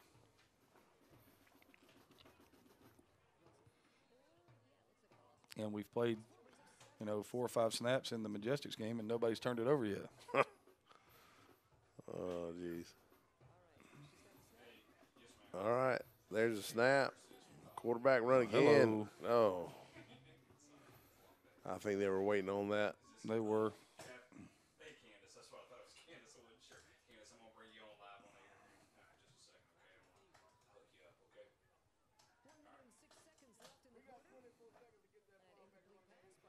So I'm confused. I guess it's going to be turnover on downs. And there go the Surge. Touchdown. All right, gentlemen. And it's Gutierrez again. It is. I'm going to bring in live real quick our commissioner of the league. Candace, can you hear us? Candace, are you out there? Let's see if you're picking us up here. Hey, it's just technology. Let's see how bad we hurt our ears. Yes, we do. We hurt our ears. Candace, can you hear us? Let's see. Candace, are you there? I always wanted to do that. That's the best thing in the world. Say, hey, is everybody there? Can everybody hear us? Is everybody there? All right. Go ahead, gentlemen. Y'all take it away. I'm just trying to You got deal with another technology. Alabama Fire player down. It looks like the Majestics are on the move in L.A. against the Bobcats, and the Surge are lining up to kick the extra point to make it 35-4.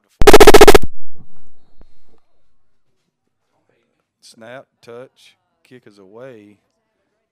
Kick is good. So it's 35-14 in San Diego. Majestics trying to get a drive together against the Bobcats. I think if the Majestics would just run. Yeah. But the couple times I've watched them try to I watched the quarterback pull the ball down, Yeah. and there's a lot of hesitation. You know, when saying things like that, when you make a decision, you gotta go with it. You know, good or bad, you gotta go with it. So the surge will be kicking off. Hello. Hey, that's a nice, clear sound. Yeah, it is. Hey, hey, Candace, are you there? No, she's not. That's good times, man. That means I'm just about to hurt your ears.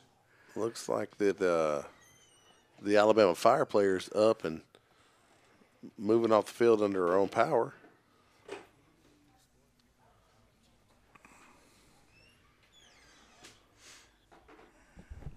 It's nice when everything works one time. That's it. It's a nice commercial they got going on. I like the Adidas commercial. Yeah, a little good Adidas commercial.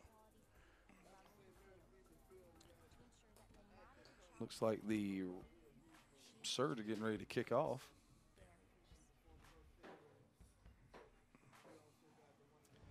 And I thought I was right. I didn't think I missed a down in the Phoenix game. It should be 4th down for the Phoenix right here and goal. And it should be at the 6-yard line.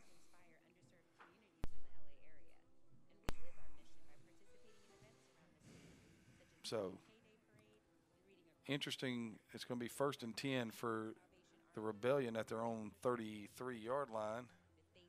And you got the Phoenix sitting down here at 4th and goal.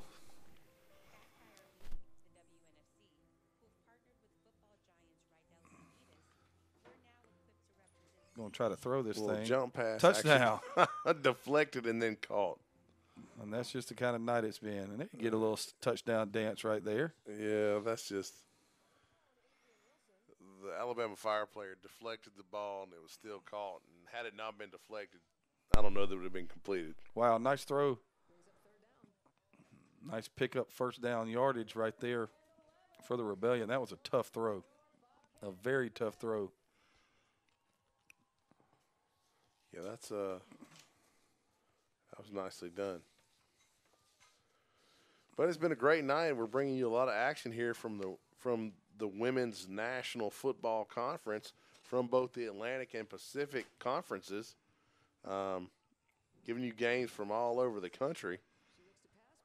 Phoenix getting ready to try the point after. Oh my goodness. I saw it. Did you see it down there?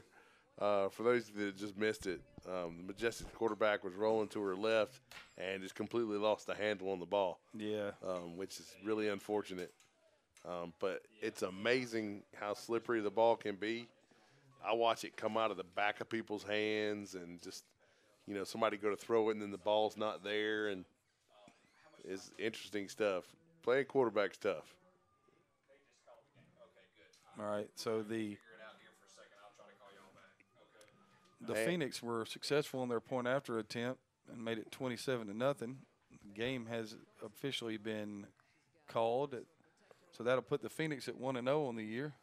Yeah, there were a lot of players from the Fire that seemed to be dinged up. Yeah. And so it's probably best. This game was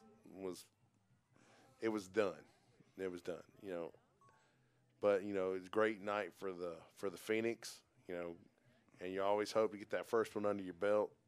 And it was funny because early in the game it looked like the Fire were dominating, but the Phoenix just late in the second quarter took control of the game and never relinquished it. They just dominated the second half. Yeah, sometimes you just got to weather the storm and then settle in and play. Rebellion sitting here at 3rd down right here, trailing 35-14. Got to come up with a play. Quarterback run to the left. Oh, toss. My bad. Same. And see, again, I think you don't hesitate. I think you hit the gas right there. It's going to be 4th down, they're saying. Fake toss, a little fake toss counter right there. Yep, it'll be 4th and 9 right here in the Rebellion game. Up top of the Majestics Bobcats game, I keep getting thrown off because they keep switching the camera angles. It's giving me vertigo. Oh. Hey, it's all right, man. I made you. Welcome back to the living. Yeah. Too many wires are plugged in at this point, so we're not going to try to do a phone call. I'll work on this next week. That's the trials and tribulations of trying to get a phone call up in this place. Sorry for that, gentlemen. The Bobcats line up, a little eye action. Try to give on an ISO, but the Majestics are all over it. Rebellion are going to punt right here. If this ball is picked up, they had a chance for a big return right there, but they just played it safe. Trust their offense, and they'll take over at the 26 right here. About midway through the third quarter. Oh, that's hilarious. They might have been playing that one Tecmo style, trying to pad your stats. Yeah. Take it and run back to the 1 yard line so you get 99 yards. Old school NCAA stat patter. The Utah Falcons are up 21-0 over, if I can get their game, who they're playing here for a second. They're playing the Las Vegas Silver Stars, and they're up 21-0 in the second quarter. Unfortunately for them, their name is the Falcons, so no lead is safe. No. And you just can't let that go. It's okay, man. It's all right. Well, I'm a Falcons fan, but I'm not afraid to tell the truth. I hear you. Well, gentlemen, it's been a lot of fun. We've pulled a lot of things together, thrown a lot of stuff at you. I did not expect to get the Majestic game or the Bobcats game, so that's great that we were able to bring both of those to you. Sorry that the footage of the New Orleans game wasn't great. Neither was the Houston Heat. We'll work on that and hopefully get you a little bit better. Hopefully everybody's going to be able to sit tight and sit back and relax a little bit and watch the remaining parts of these two games. We'll take the Majestic game up to halftime. We'll finish out this Surge game, but you always can check both of those games are located on YouTube, so you're more than welcome to watch them individually or just sit back with us, and we'll talk a little bit about both games. Right now you got the Surge sitting down, and looks like they're going to be jet sweep right here. They had to belly that thing way deep in the backfield. Get some out of bounds? Yeah, loss of about a yard. It's going to bring up 2nd and 11. Hey, well, they got some real speed on that Surge team. This Majestic's Bobcat game has turned into a wow. What did you say about the center not being protected? Yeah. Wow, that poor center right there got just ejected. Punt picked up and returned by the Bobcats, or by the Majestics right there. Somebody, they need to look into that because somebody just got destroyed. Yeah, I'm telling you, man. There's a penalty on the play. Let's see what they call. Destroying the center? No, they call it holding. Here comes jet motion again. They're going to run the jet now. The Surge are committed to running the jet. Well, let's find out what you do good and do that one thing. Well, and everything that they have done so far comes off of that. Well, and that's a really smart way to do things. You know, where stuff looks the same. Yep. It makes it hard to defend. Yes, it does. It's going to bring up 3rd down and about 7 right here for the Surge. I'd look for the quarterback to be running this ball right here. That's just me, though. Oh, yeah. I mean, you know, you're going to have a little trips. Look for motion right here and a quarterback counter.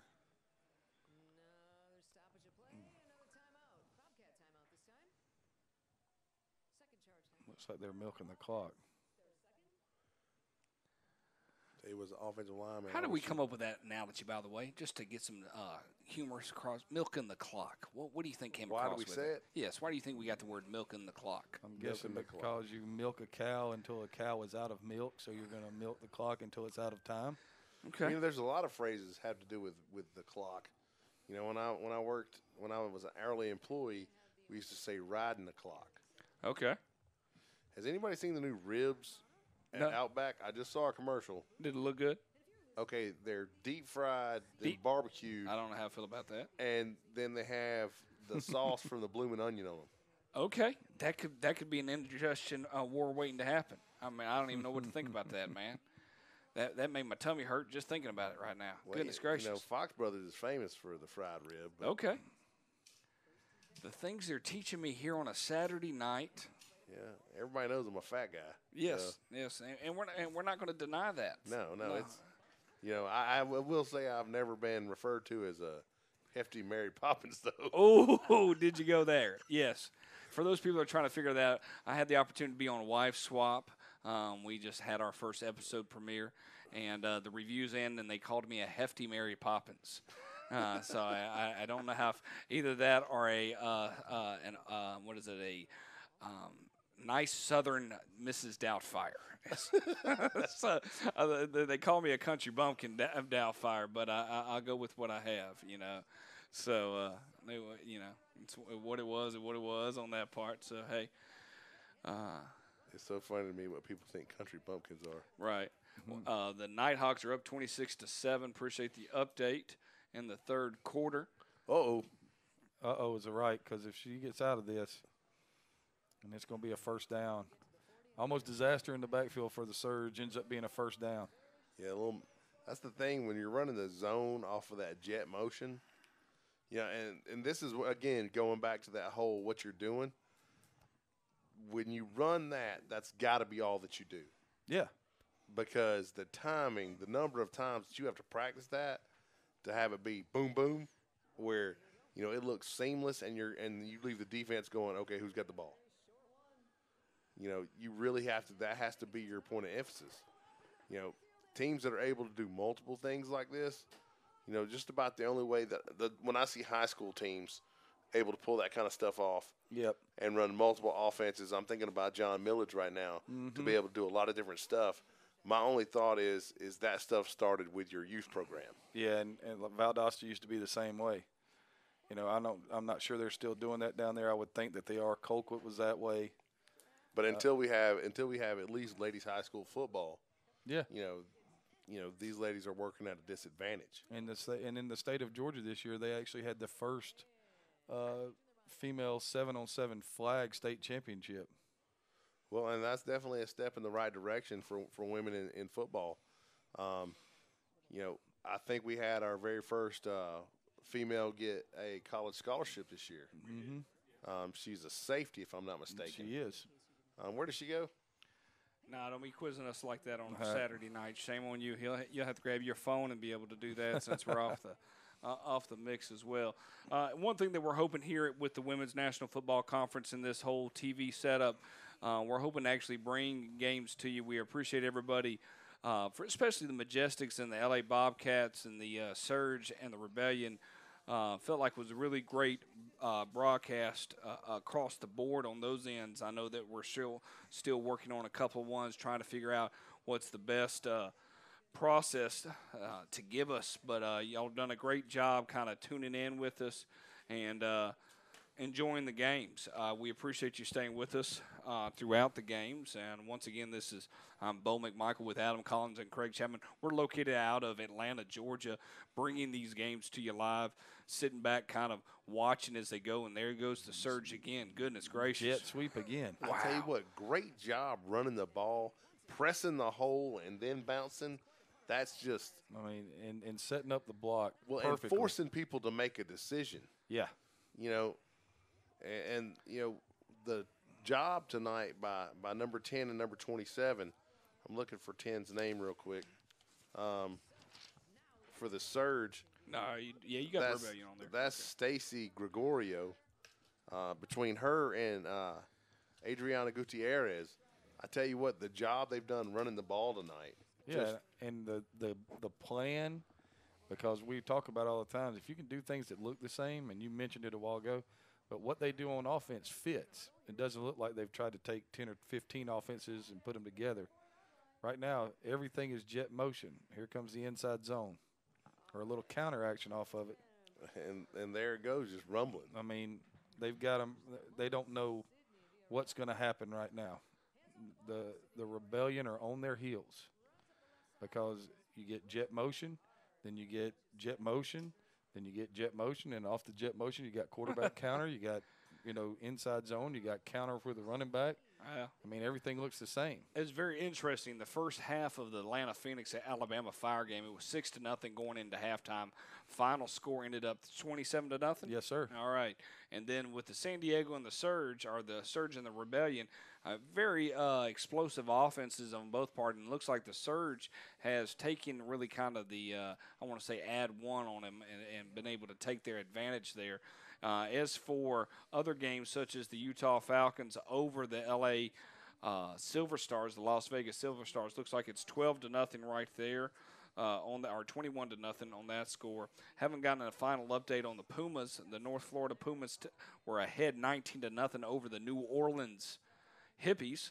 And the last one that we had heard with the Nighthawks, they were in a comfortable lead, 20-7 over the Denver Bandits. The only last update we have not been able to give you anything on, because it was a ground level camera, was the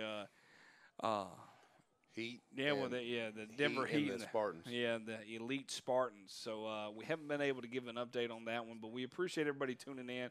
We've had good viewership, good numbers sitting out there. As I look over there, I see 58 people watching now. That makes me giggle. So I like that on that end. But we will be bringing you some form of women's football next week. The couple of kind of interesting matchups based on what we saw this week already. Week 2, it's a small game of affair. There's only a total of 6 games playing. The Alabama Fire are taking on the New Orleans Hippies. The Atlanta Phoenix are heading down to North Florida. The Utah Falcons are taking on the Lady Bandits. The Silver Stars are taking on the Majestics. The Bobcats are taking on the Rebellion.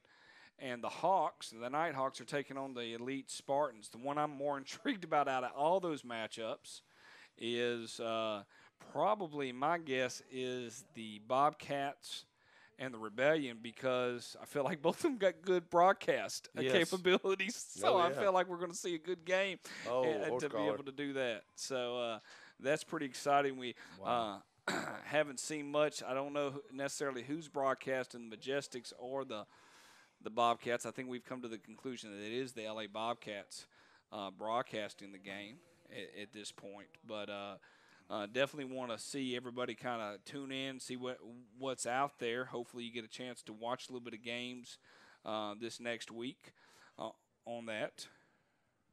The end of the game, start of the fourth quarter, 35-14 on that part. We'll hang with you just a little bit longer here before we kind of dispatch, and wish everybody a wonderful rest of the weekend over here in the Eastern time zone. We're ended up our spring break, so we'll take away and kind of step away a little bit. But congratulations to the Women's National Football Conference. We'll work on our phone conversations so I don't kill everybody's ears. We were able to get our general manager and owner of the Phoenix, April Chrysler, on the phone, and then everything else decided to go haywire. So I don't necessarily know what caused it, so I'll look into it and figure that part out. You know, I'm just sitting here thinking, I'm thinking about the Surge's offense and the whole Mazzoni style. That's how I think of that, the end zone offense. Yeah. And how similar that is to being a spread version of the wing T. Yep. And I was thinking, if you were to take a group of talented ladies like we're watching right here and to run the wing, I wonder if you could pull it off or if you would not have enough practice time. Yeah, the wing is, coming from a guy that ran the spread and then came into an offense that was a wing offense, the differences seemed like a lot until you actually got into it. Here comes quarterback counter. Good call. Here comes quarterback touchdown. Yep, great blocking. They got everything they do is just based off that motion. And they're just killing them. Yeah, I mean, it's just, they've gotten to the point now where the Rebellion doesn't know what's going to happen. I mean, well, you've been hurt by pretty much everything. Yeah. So, I mean, what do you sit on? What do you stop? What do you take away? And right now you don't have anything to take away. That's one of the things we do as football coaches is when we sit down and we look at a team, we go, okay, what are the 5 things they do best? How many of those can we take away? And how do you take them away? Yeah, and obviously, how do you take them away? Is it sitting on a player? Is it sitting on, is it not letting them have something by alignment? What is it you're trying to take away? Picked off down in the turnover bowl. That's all. They seem to be going back and forth a little bit on that. But, again, early in the season is where you're going to see a lot of that. Just because everybody is nervous. People aren't used to doing it as much. You end up with a lot of penalties. Well, watch this replay right here and tell me what you see. Pressure right in the face of the quarterback. Well, and that is the world's best pass defense. It is. And if you watched it, when the Majestics are on defense, the Bobcats, when they drop back, they don't have any time to throw the ball either. So right now you're in a defensive struggle. And the winner of this game is going to be the team that capitalizes on the mistake. And I say that in the, not to be too cliche. Cliched, but somebody's going to do something. Cliche. Well, it's 0-0. We saw the same thing with the Fire and the Phoenix. It's that first week trying to figure out where they are. Because there's two conferences, all these teams play each other twice. Oh, really? Yeah, yeah. So, for example, sometimes back-to-back twice. Okay. So it's going to be very interesting to see how they handle each other. And they're going to get enough. They're going to get enough looks at each other. To the point that you get the opportunity when you look at the Atlanta Phoenix schedule itself. And because we are an Atlanta Phoenix focused team, in that sense, right here and there, you look at it and they play the Pumas, then they come back and play the Pumas at home. Okay. Okay. Then they go play the Fire at home, and then they go play the Elite Spartans. And then they come back and play the Houston Heat. Well, so those are those matchups right there. Well, I'm going to give a public service announcement to the league. Whoever is playing the San Diego Surge, let's look at that. They better get some speed. They better get some speed training in that week. Cause I'm telling you, they hit the corner and they're gone. They're busting their head. And the running it the right way. You're not just running to the edge. You know what I'm saying? Like you're pressing it and then bouncing. Right. They played Las Vegas Silver Stars, meaning this is the San Diego Surge team in the left-hand corner that we're talking about. Then they go back and play the Seattle Majestics, and then they play the Majestics again back-to-back. Then they have a little rematch here with the Rebellions, and then they go take the Lady Bandits on June 1st. Well, because of the way it's set up, two things come to my mind is how healthy can you stay? Right. That's the first thing. And then who's going to peak at the right time? Well, it's a 6-game schedule. You got 15 teams. It's a 6-game schedule, and then you're looking at the playoffs right after following June 1st. So, there's a lot of things that are open. You're exactly right. What I'm more curious about is when you're playing a team twice and you got footage on them, Big completion down here. My goodness. They popped it up. Bobcats. Just threw it up and all vertical routes. Number 85 went and got it. And I am appreciative of when you start talking about travel. One thing that I think I go back and look at the league that just closed down in the AAF. Thank you. In the AAF league is in the sense of something went wrong with our stream. Is that I wonder, was it too much travel? Where they spending too much money going about in that part where they couldn't, so I feel like that they've contained the travel somewhat with these teams. Right now, the only two East Coast teams are only two. It's the Pumas and the Phoenix at this point. If you remember in the AAF, the Legends played in Orlando, and the next weekend they played in San Diego. Right. So, that's not cutting down any travel. No. It's very expensive to move all of that stuff out there. Oh, it is. And from a travel perspective, there was a lot of, because it was a small league, and in this situation, and that might be why they're having to play each other twice, a home and an away, a home and away, and home and away, and be done. And, and the one thing that when I was speaking with the league itself, they were talking about that they're not going to grow too fast. They're going to take their time when they're going about doing it. Well, and the whole quality over quantity thing, I like that. Yes, when she was speaking about that, April, at the very beginning, and I almost felt like we were going to have a good matchup with the Surge and the Rebellion, and then that turned sideways, 42-12. Well, I think that the Surge showed up with a superior scheme. Yeah, it's just that simple. Well, superior or I'm going to run. I mean, because, there was some speed out there that I hadn't seen in a while. Well, and we all know, we've heard it said a million times, it ain't the X's and O's, it's the Johnnies and Joes. Or the Jills and Janes. thank you. So, but yeah, and when it comes down to it, if you have somewhat of a scheme, highlights of the evening, what would you say there, Coach Collins? From the Phoenix game? Yeah, let's talk about a little bit of Phoenix, and we'll go through. We didn't have much of an opportunity to talk about anybody else. Oh, got a first touchdown up here. I would say getting in that first time for the Phoenix was probably really big. Kind of opened the floodgates. I always love to watch the Phoenix defense just because they're so suffocating. Right. And I enjoy that. Like, I appreciate that. Whereas, most of America, unfortunately, wants to watch people score.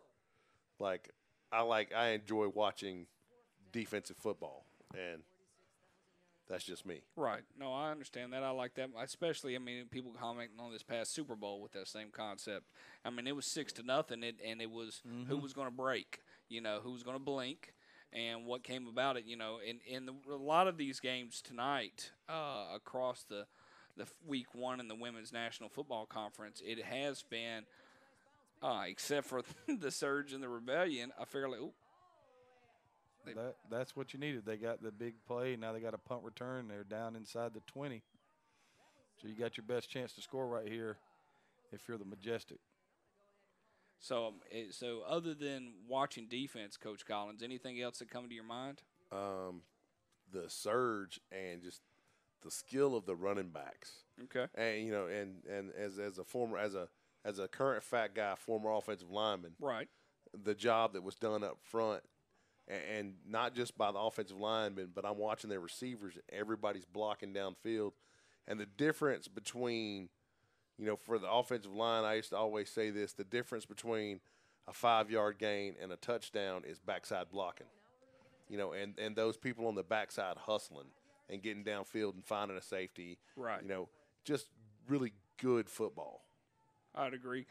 Craig, your last thoughts before we kind of close out here on the evening at hand? I'm going to go off of what Adam said in regards to the Phoenix. I thought it was really interesting watching the Alabama Fire try to play away from the Phoenix strengths because of Carla Odom sitting in the middle, and she can really dominate a game. So they were very outside-based early in the game, and when the Phoenix took away their ability to get outside, it kind of, ended up there. They never made an adjustment to go and do anything else. Right. But as far as watching it overall, going back to the Surge, just watching the way that they execute, their execution, Coach Collins said something about scheme, and we made the X's and O's thing, but if you put a superior scheme with the Jills and the Janes, then you've got a recipe for success. And right now it's showing up because they're doing anything they want to in this game offensively. Well, what will be very interesting is we had a chance to watch week one.